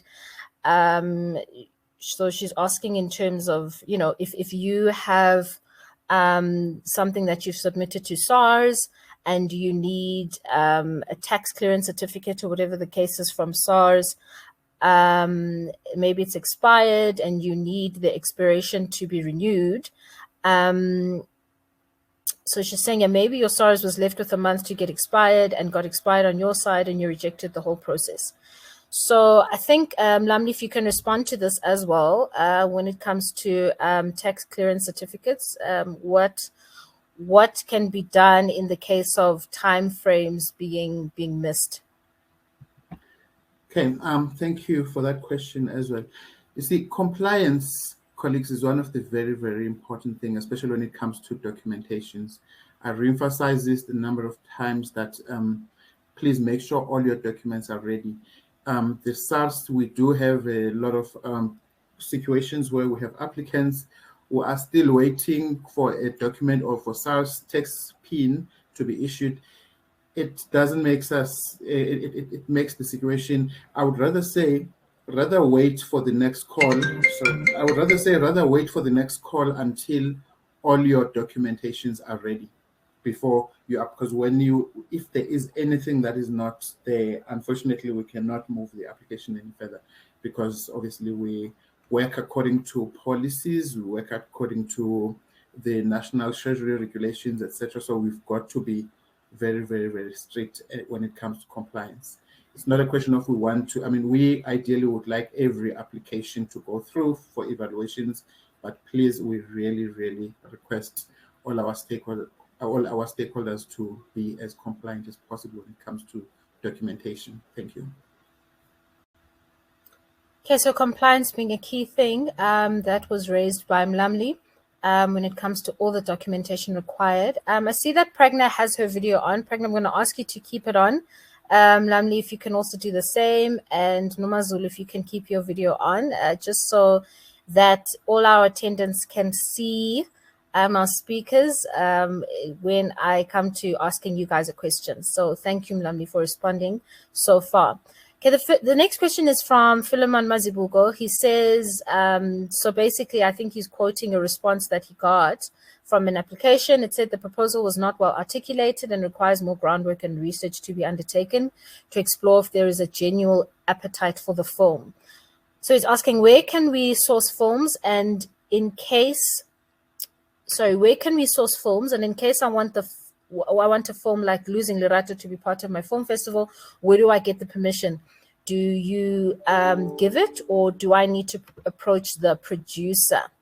So, Pragna, I'm going to pose this question to you, as someone who's figured out how to wrangle their way around that, if you don't mind responding to that. So there are different ways that film festivals do things. So sometimes you can put out a call for people to submit their films. Otherwise, there's either a distribution company or the producer that you would need to contact. That, I think, comes into your festival planning and your curation and how you put your films together, which I think is going to be touched on tomorrow. If I'm correct, I think maybe if somebody can advise on that. But for me, it comes into the planning segment, and you would contact the producer to get the permissions. Okay. There's also sometimes fees that need to be paid to showcase a film at a festival. That depends on the film and how it's been included in the festival. Okay. Thanks, Pragna. Nomazulu, I can see you are saying something. I'm going to ask you to switch on your speaker so that we can hear you. Okay, so Pragna is quite right. But obviously, any festival, anyone wanting to host a festival is welcome to contact the NEWF, so we can go through the catalog of films that we've funded or we've part funded, but that does not exclude the responsibility then to contact directly either the distributors or the property owners, so that you can clear the rights usage for those films. That is why it featured in the presentation that I made. Thanks.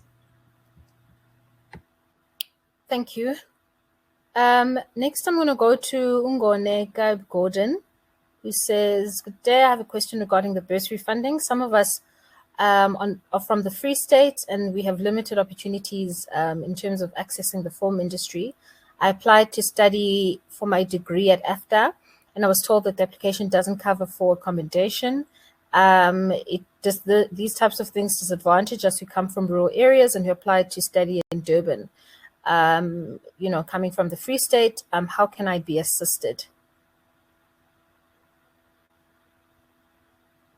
Okay, it's a question that is a little bit off from the topic of the day, but Yeah.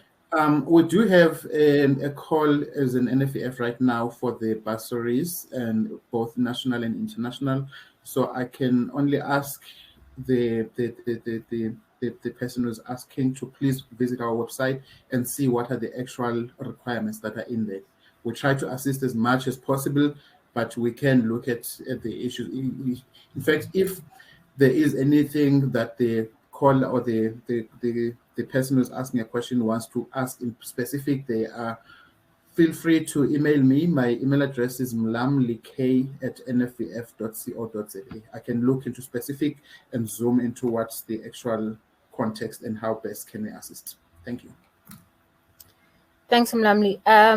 Zianda Tuswa also has a question that is off topic again, but she's asking, in addition to the bursary funding, is one funded to study full-time at a film school, or is it possible to get funding for audiovisual studies at any reputable university or institution? I think just to reiterate what Mlamli was saying, today we're really focusing on film festivals. But since there is a question of that nature with regards to bursary funding that, pertains to the question that you're asking, I think it's best to see what calls that we have online. Alternatively, I think the best person to speak to with regards to that question would be our training manager, and you can email him as well at henryc@nfvf.co.za. In order to get a response to that question. So to everyone joining us today, I think I'm going to reiterate again, I think it's important that you that we stick to the topic of today. I think, Nomazulu's presentation, she indicated the 4 pillars of funding that we have. So, I mean, we could sit here and answer those questions, until Monday. but unfortunately we don't have that time. We're really trying to focus it on the film festivals, because I mean we really have to have a focused strategy to this in order that people get as much out of it as possible. So I'm just going to request that any questions that are asked, can we please ensure that they are focused on film festival funding specifically? Okay, so Bobby Mukema is saying... Sorry, Onge? Yes. May I just add that even though we are talking film festival, there is training that takes place on the back or on the margins of film festivals. Yes. So it becomes important then for our stakeholders to be aware of that. But you're quite right in saying that the pillars, we touched on the pillars, criteria is set for each funding, including training. And some of the calls, present and past, will also give you insight into the type of funding that we grant for bursaries and the criteria for those bursaries, but also make use of the email address that Onge has provided for our training manager. But for the purposes of film festivals, you can include an item on training. And that item on training would go further in satisfying the skills development and the skills transfer aspect of your proposal. Thanks, Nomazulu, for that. So just an addition is to add, if there's a need, to add the need for training into your film festival submission, so that if that is a requirement that you would want, such as Yanda was asking, then you know that it can be covered in your submission, and if it's approved, then you get all of the outcomes that you'd wanted. So thank you very much for that addition. Okay, next question is for Bobby Mukema. He basically is asking about the feedback on rejected submissions. He's saying, if we don't know why we were rejected, we are most likely to submit with the same problem areas again, and we would be rejected over and over again. So he's basically just pointing out something about us giving feedback. What is the process in us giving feedback as to why people have been rejected? Mlamli?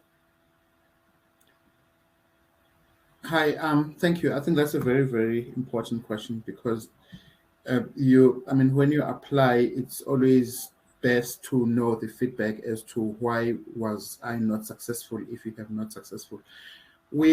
Just to answer that, when we do the assessment, we first do what we call compliance and transformation.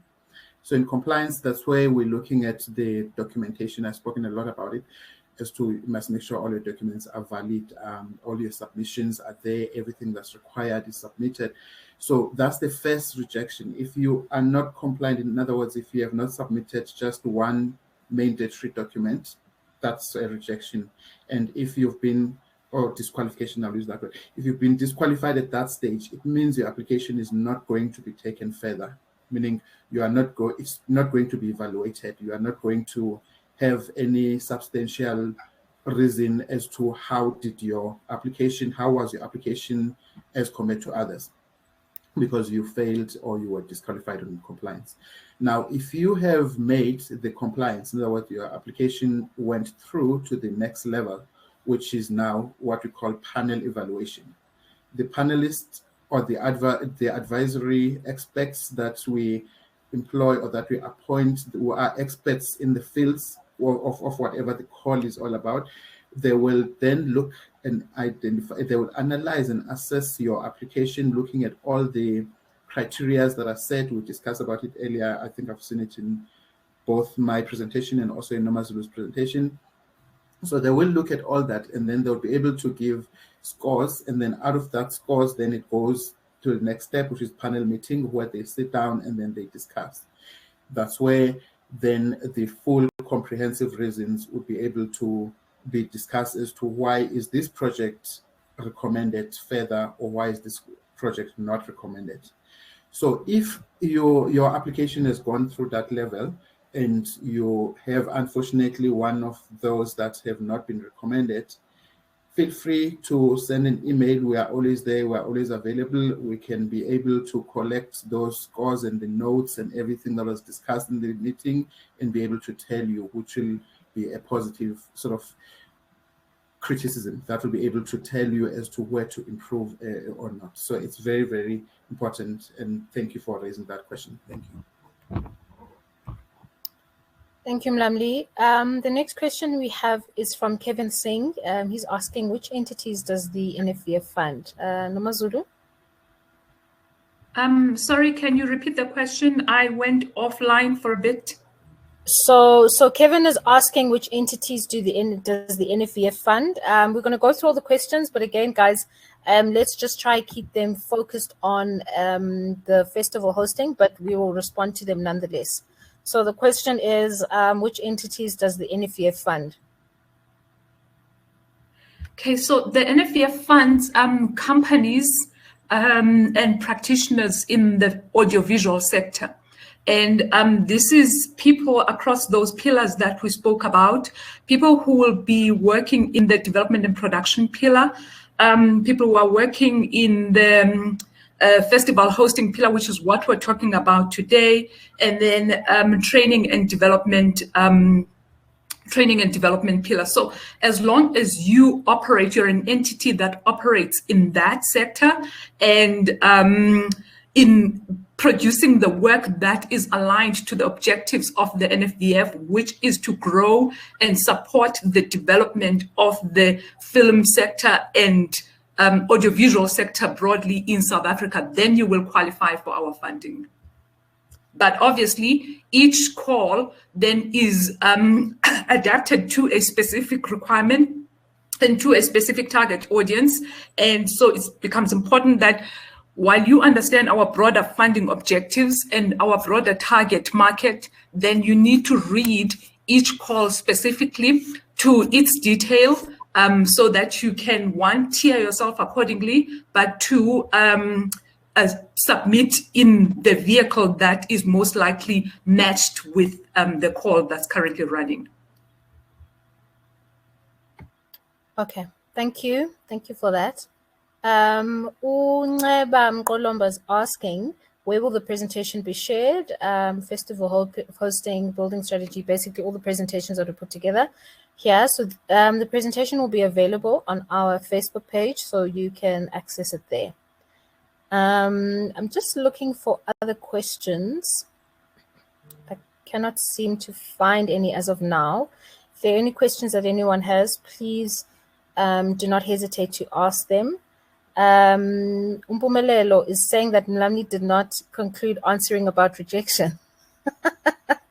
So Mlamli, if you just want to fortify your answer, and I think, look, I really don't mean to. I think it's good that people get the clarity they want, because you know our budget only extends so far. So unfortunately, we will have, in some cases, and not in all instances, but sometimes, you know, we can't necessarily fund everybody. So sometimes you will have more rejections than you do have applications that are funded. So, Mlamli, I don't know if there's anything else you want to answer when it comes to that. I'm not sure if I've missed anything, but you know, a rejection is, nobody wants to be rejected. It's a truth, yeah. It's a fact, and it's one of those things when you've put, I mean, I can put myself into someone who've put through so much project and you've put through the project team and everything, and then you unfortunately don't make it. Like I said, if it's on a compliance stage, that one it's a no-no. It's not even appealable. However, if it's a situation where maybe you don't agree with what the panelists have said in terms of their reasons, then we do have a process of appeal where you can then appeal it to our stakeholder management. Our stakeholder manager will then create a necessary committee that will look at those specific appeals. But 9 out of 10, I would say just make sure you stick to the rights and make sure that your presentation, or sorry, your project proposal is really, really tight. So you said it's we also work according to a certain budget. There's quite a few things that really limit us. For example, if you have a budget of R1 million and you want to fund as many and you get an overwhelming number of applications, it's obvious that a team will have to really look and decide and look at each of those and decide as to which one really make it or take it further, because we cannot unfortunately fund everyone as we would like to because of those budget limitations. But we really do give feedback, and we are asking people to really ask for feedback because it's the only way to improve. Thank you. Thanks, Mlamli. I have a question here from Short Market Street. What information is crucial on the financial reporting for previous festivals or events funded by the NEWF? So if someone is applying, you know, what do you look for when it comes to the financial reporting for anything that's been previously funded for?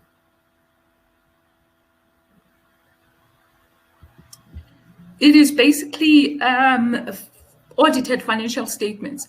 And what that means is that you have to look at the budget that you submitted to the NEWF, and in support of your application, how you adjusted it and your actual expenditure. So that is a full reconciliation, but that is supported by a professional auditor who has gone through your financial statements and can give assurance or an opinion on your financial statements. So maybe then from an experience perspective, Pragna, would you have any lessons to share with some of our participants in terms of what an audited financial statements look like? But it is what it is. It's an audited financial statement. Yeah, I think, you know, so what I usually do, okay, even before I get to the auditor, I make the auditor's job very easy, where you have your spreadsheet, and like Nomazulu was saying, is what your expected cost was, what your actual cost was, because when you apply, you may be a couple of $100 off. You don't know exactly what it's going to cost, even though you may have received quotes. So you have a column for your cost, your actual cost, and then a proof of that cost. And then when you apply the next year, that is then like an additional column is added on, because you now know what you expected to spend in the previous year, what you did spend in the previous year, and what you now expect to spend in the current year that you are now applying for. And whatever cost you spent in the previous year is obviously then supported by your audited financial statements. But you've already done a full reconciliation by yourself. And when you submit your budget, let's say your film festival cost 200,000 Rand and 100,000 of that came from the NEWF.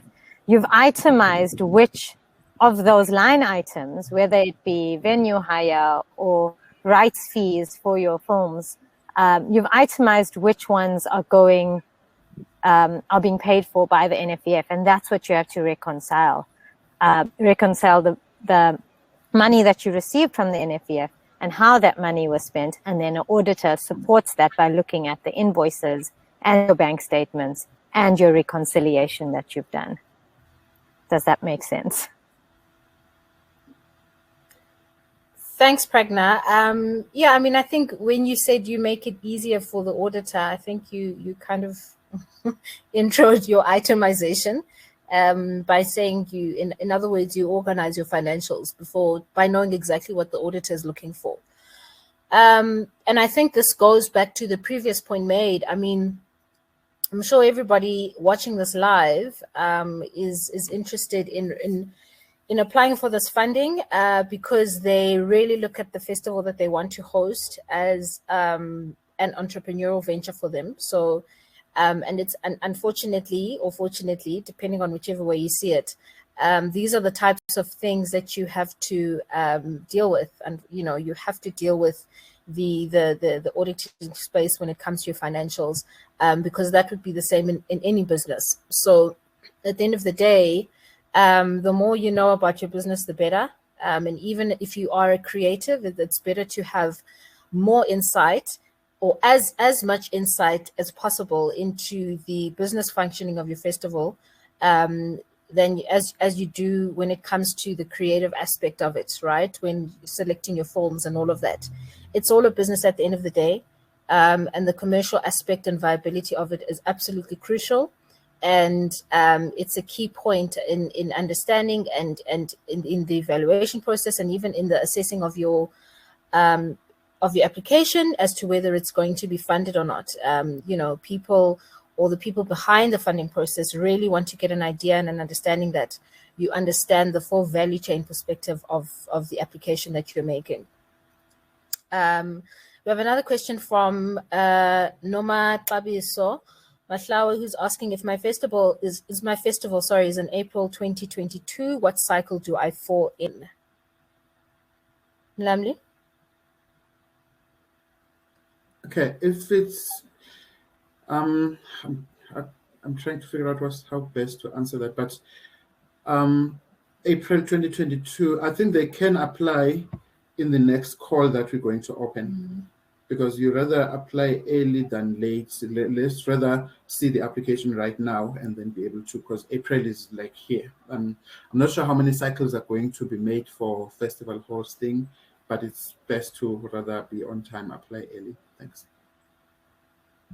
Okay. Luvuyo Mabai is asking, are NPOs allowed to apply? And should they have audited financials, tax clearance, and BEE affidavits? In answering that, I would say yes, they are eligible to apply, because we are open through to all stakeholders that that are operating within our industry. So yes, they will be required to produce all the requirements as per requirement. I do know that SARS produce, I've dealt with one where they submitted a tax exemption certificate, which is acceptable. I mean, tax exemption means you are exempted from paying tax, but also it says it's a document that is required because it's got a deadline. Remember, they issue it every single year, so it goes to be renewed every year. So they have to submit all the documents, but yes, they are. We do welcome those applications. Thanks. Okay, so the next question we have is from the next question is again from Nomazulu. She's basically saying that the skills transfer aspect is quite tricky. With respect to progression, how do you justify that when the funding is even targeted?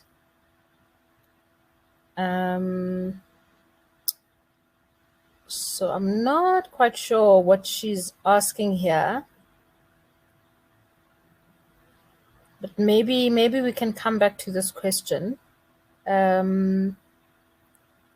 Mlamli or Nomazulu, in case you have anything you want to respond here, but I don't know, Nomazulu, so I don't know if you want to clarify this question, just so that it's a bit more clear.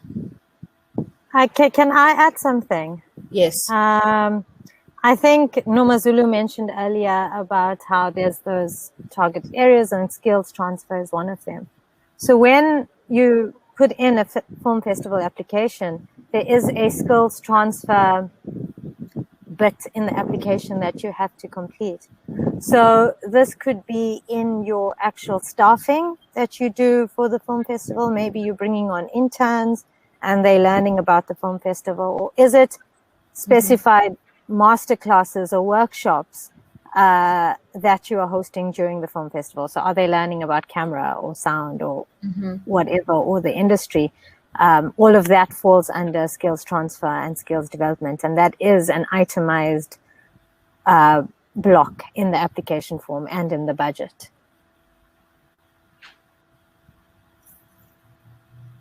Okay, thanks, Pragna. So Nomazulu, I hope she's responded to what you are asking. I guess it goes back to the itemization. If you can be as clear as possible with your application as to the type of target areas you want to focus on when it comes to skills development for your film festival. The next question is, I'm probably going to pronounce this wrong, so please forgive me.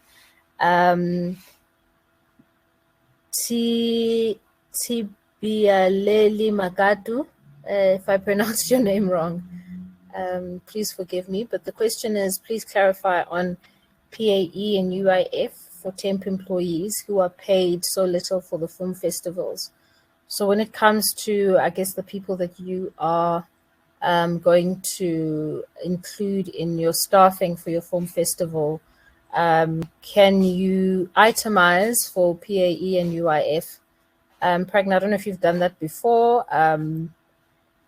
or how you've done that for the applications you've done. I'm going to pose this to you. So when anybody gets paid a gross salary or a net salary, right? So that PAYE deduction is going to come off their salary if they fall within the PAYE bracket, which at the moment I think is 7,500 Rand. So if they're getting paid less than 7,500 Rand, there's not going to be any PAYE deducted anyway. UIF is based on how many hours a person works. So again, here, if you bring them on for a 3-month period, and they are on your payroll, you would deduct that UIF and then pay them if they are on your payroll. If they are being paid as an invoiced person, so if they're sending you an invoice at the end of it for 2,000 Rand when the festival is done, it is then their responsibility, and they are not they're contracted to you. You are not paying them on your payroll as they are staff.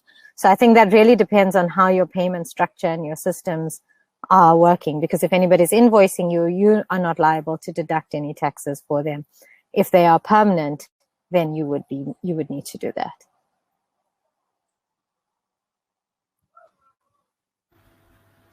Thank you so much. So I think it pertains to whether your staff fall in that bracket, or they're permanent or not permanent staff. So I think it would have to be something that you assess prior to the application process, and that you demarcate that separately and make it clear as to who would be permanent and non-permanent staff.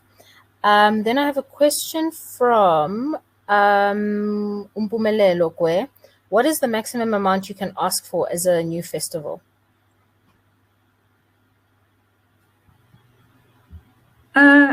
I did mention in my presentation that we have a cap for all tiers in the marketing and festival hosting grant, which is 1.5 million Rand. So that does not cascade to each tier. It is across the board. But obviously, it helps to be intentional about the items in your budget and be as realistic as possible about the items in your budget, and not simply inflate all your costs to reach the top end of our cap in the hope that it will automatically translate to a grant of 1.4, 1.5 million, because as we said, these applications are carefully scrutinized against one, the plan, and two, the budget. Those two items need to talk to each other, need to match, and need to be believable.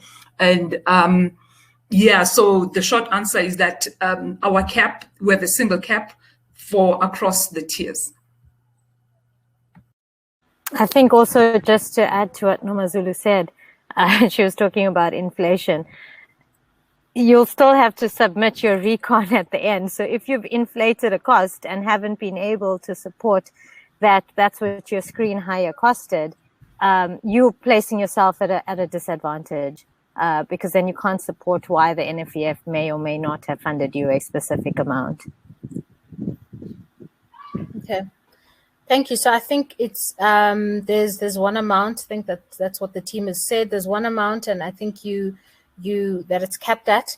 And as clear as you are with your plan and your justification process in terms of the funding that you need, it can either be capped at that maximum, or based on the gaps thereof in your application, perhaps it will be lower. But I think also, to Pragna's point, be very realistic about your costs. Understand the costs and the realistic costs that it's going to take in order for you to execute your film festival successfully, and don't reduce the cost because you think you won't get funded. At the end of the day, it's about how clearly articulated your application is and how that matches well against the amount of money that you have requested. I have a question here from Portia Ndudane, who says, how long does it take for the NEWF to process the funds after being approved for the festival? Look, it's dependent on a number of things. There is a contracting and verification process that needs to take place thereafter. And this contracting process is a two-way process between the NEWF and the beneficiary. And how long then people respond to a letter of offer, to the documents that are required for to support a contracting process. It can take anything between 1 to 2 weeks. So I would say roughly 2 weeks, but obviously it's a two-way process. It depends on how quickly people respond with the appropriate documents to our requests. Thank you. And then from Caroline Ungersbach, she says our next festival is between the 4th and 6th of May, 2022. When is the best time to apply for funding? Yeah, I think it's same as the previous question that I've answered. I think it's best that they apply now, because like I said, we will have a new cycle, but I don't have the full the full list of cycles that we planned for festival hosting. But it's best you apply on time and then get all your things ready.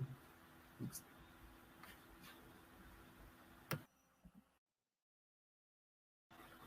Thank you, Mlamli. So I guess the response there is just always better to apply sooner than later. And then Portia again is asking, why are festivals that are less than 2 years not funded? So why are festivals that have been in existence for less than 2 years not funded? Mlamli? Okay, I don't have an answer to that because I have not. Maybe if she can expand more, I can't respond to it because I haven't seen of any festival as to why is that the reason, because that may not be the reason for not funding it. There could be reasons that the panelists have looked at, but I don't see that as a case that festivals that are less than 2 years are not being funded. Yeah, I think, Portia, if you email him and kind of give a clearer context as to what informed your question, then I think it will put him in a better position to respond. I think he gave out his email address before, mlamli@newf.co.za, and then he can respond, because I don't think that time frame is one of the reasons why your film festival will not be funded. Just based off of what has been presented earlier.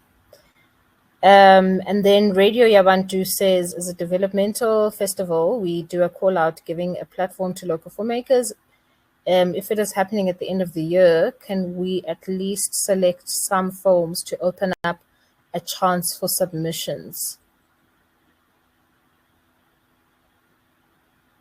Okay. Yeah, I think they can. I mean, if there is a call that's open, why not? They can try and apply, and then we'll take it from there. All right. I can't see any more questions. If there are any more, I think this is your time now to ask them. If not, we will have to close. I'm just going to give anyone a couple of more minutes to ask any questions that they may have.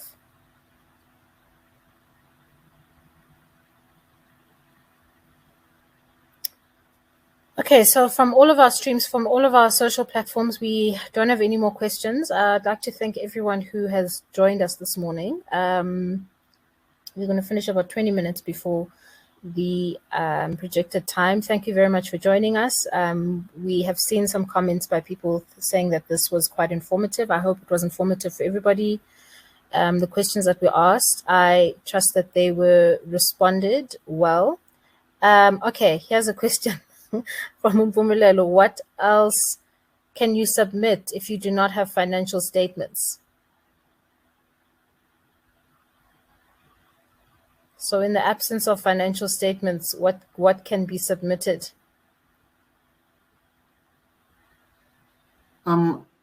That's, there's a reason, obviously, why the panelists would really request financial statement is to assess the feasibility and everything of the project. So if you don't have financial statements, in fact, maybe we would like, if it's just that Mpumelelo, I can engage with to maybe expand more as to what does she mean by financial statement. Does she mean the budget? Does she mean because we need a budget. It's very important. You cannot submit any application without a budget projections. How are you going to use your budget? And also, if you are going to have any additional sponsor or funder, you will need to give us all that information. So I'm not too clear. Maybe if he can clarify as to what does he mean, or which documents does he specifically refer to when he says statement. Okay, I'm going to give Mpumelelo an opportunity to clarify. Radio Yabantu missed what Pragna was talking about PAYE and UIF. I think they had network issues. So Pragna, if you don't mind repeating just top line what you said about the staff complement that you how you will decide whether people are permanent or non-permanent for your film festival. Sure, no problem. So I was saying firstly that PAYE is only deducted at the moment, I think, for salaries under 7,000 or over 7,500 Rand. But I think the most important thing is to work out whether your staff are they permanent or are they temporary? So are they working only for the duration of the film festival? If so, they are very temporary, and you may not even need to deduct UIF. UIF is deducted based on how many hours a person works in a week, month, or year. So you need to assess who your staff are and what their needs are during that time. If they are somebody you are contracting, you don't necessarily need to deduct the PAYE. If they are a service provider, they would invoice you and you pay them, and it is then their responsibility to pay their taxes on their own accord, not necessarily yours. So just remember the threshold of 7,500 Rand. You'd have to check exactly what it is. And then UIF based according to how many hours and if the person is a permanent employee or not. If they are working 3 days and you're paying them 300 Rand a day, you don't necessarily need to deduct the UIF if they are going to invoice you and you're paying them for their services over those 3 days. If they're a permanent employee working for 6 months, then that's a different story, and then you need to sort out your SARS and your Department of Labor, etc. Okay. Thank you. I hope that clarifies it for you, Radio Yabantu. Mpumelelo is basically referring to previous financial statements. Okay. Mlamli. Thanks, Mpumelelo, for clarity.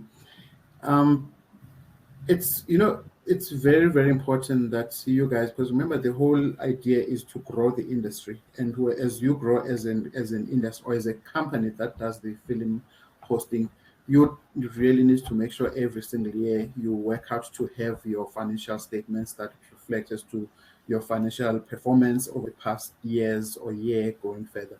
So it is, we really, really ask, because it's something that gives a huge insight to the evaluators that this project has got a potential to succeed, because the financial figures are showing that it is indeed something that has been working on. Hence, because so from time to time, you also have this thing that people are complaining that we fund the same people again and again. And these are the things that are very, very important, because if we had funded you before and then you don't submit, or even if we didn't fund you, but you had a festival before and you don't submit the financial statements, you are not giving a full picture to the evaluators as to why are you, one, a good entity, and two, are you a good entity that's able to to deliver on this or on the project at hand. So it is very important. Yes, if you are a new company that is just started, it's understandable, but you will put all your details in there. The panelists are very, very, very open. They what's the word I'm looking for? They're very wide open. They look at all those things and then they assess, and they can be able to see that this is a new company, therefore it may not have financial statement. But if you are an existing company, please just get all your finances in order and make sure that you are able to submit those statements so that to give them a full picture of you as an entity, and as an entity that is able to deliver and also to grow the industry. Thanks. Thank you, Mlamli. Thank you, Pragna. Thank you, Nomazulu. And thank you to all of you guys who have joined us this morning. I think it was quite an informative session where, just to kick off this 2-day to kick off this 2-day hosting workshop, so that you guys understand first and foremost the back-end process. So understanding what is important when it comes to applying, and also getting feedback from someone who has experience in being in applying and being a successful finding applicant, and really what the requirements around the funding are. So the process of, or the function of today really was to give you the back-end process and just give you an idea of what those elements are. Tomorrow we will go more into the elements that speak to executing on these film festivals. So when it comes to planning a film festival, so we'll hear from Ulebu Mudawung from the Cherry Film Festival, who understands how to successfully plan a film festival once they've received the funding that they've applied for. We'll also go through marketing. So Nombuso Makubane, who is the NEWF Marketing and Communications Manager, will take us through that. And then the evaluation and reporting process. We are an entity of government, so we don't just fund and then kind of never understand what the closing the loophole of the process is. So we have Terence Kumalo, who is the Project Monitoring and Evaluation Manager, who will speak to that in terms of evaluating and reporting. What are the key things we look into? And an important thing to understand, because it, once you understand that, and you have a better understanding of what goes into your reporting process. What are the key things to include in your report, so that should you want to be funded again, there's a surety on the NEWF side that you know exactly what are the key things that need to be in place and delivered on. So without further ado, thank you so much for joining us this morning. We hope that you are more informed about the process, more informed about the requirements, and the extra bit of work that has to go into making sure that your application for funding is successful. And I think once you get it right the first time, it only makes it better for you to improve on that going forward. And how, we also have to make sure that we cross our T's and dot our I's. So as much, as to the extent that you are as kind of well organized and as you can be, and not necessarily large scale, just well organized, even if you want to just put together a small scale film festival, as much as you can match the strategy and the objective and your vision against the projected budget that you're asking for, that is the best place to start. That's a great place to start, because it puts you in a better foot forward to get your funding application approved, and then in an even better foot forward to get it approved going forward. So thank you everyone for joining us. Thank you to our speakers. We hope that you can join us tomorrow for the other sessions that will take place. And we hope that this all results in more applications for festival, potential festival hosters, more applications, and more successful applications that are funded. So thank you very much. Thank you very much, everybody. Thank you. Thank you. Bye.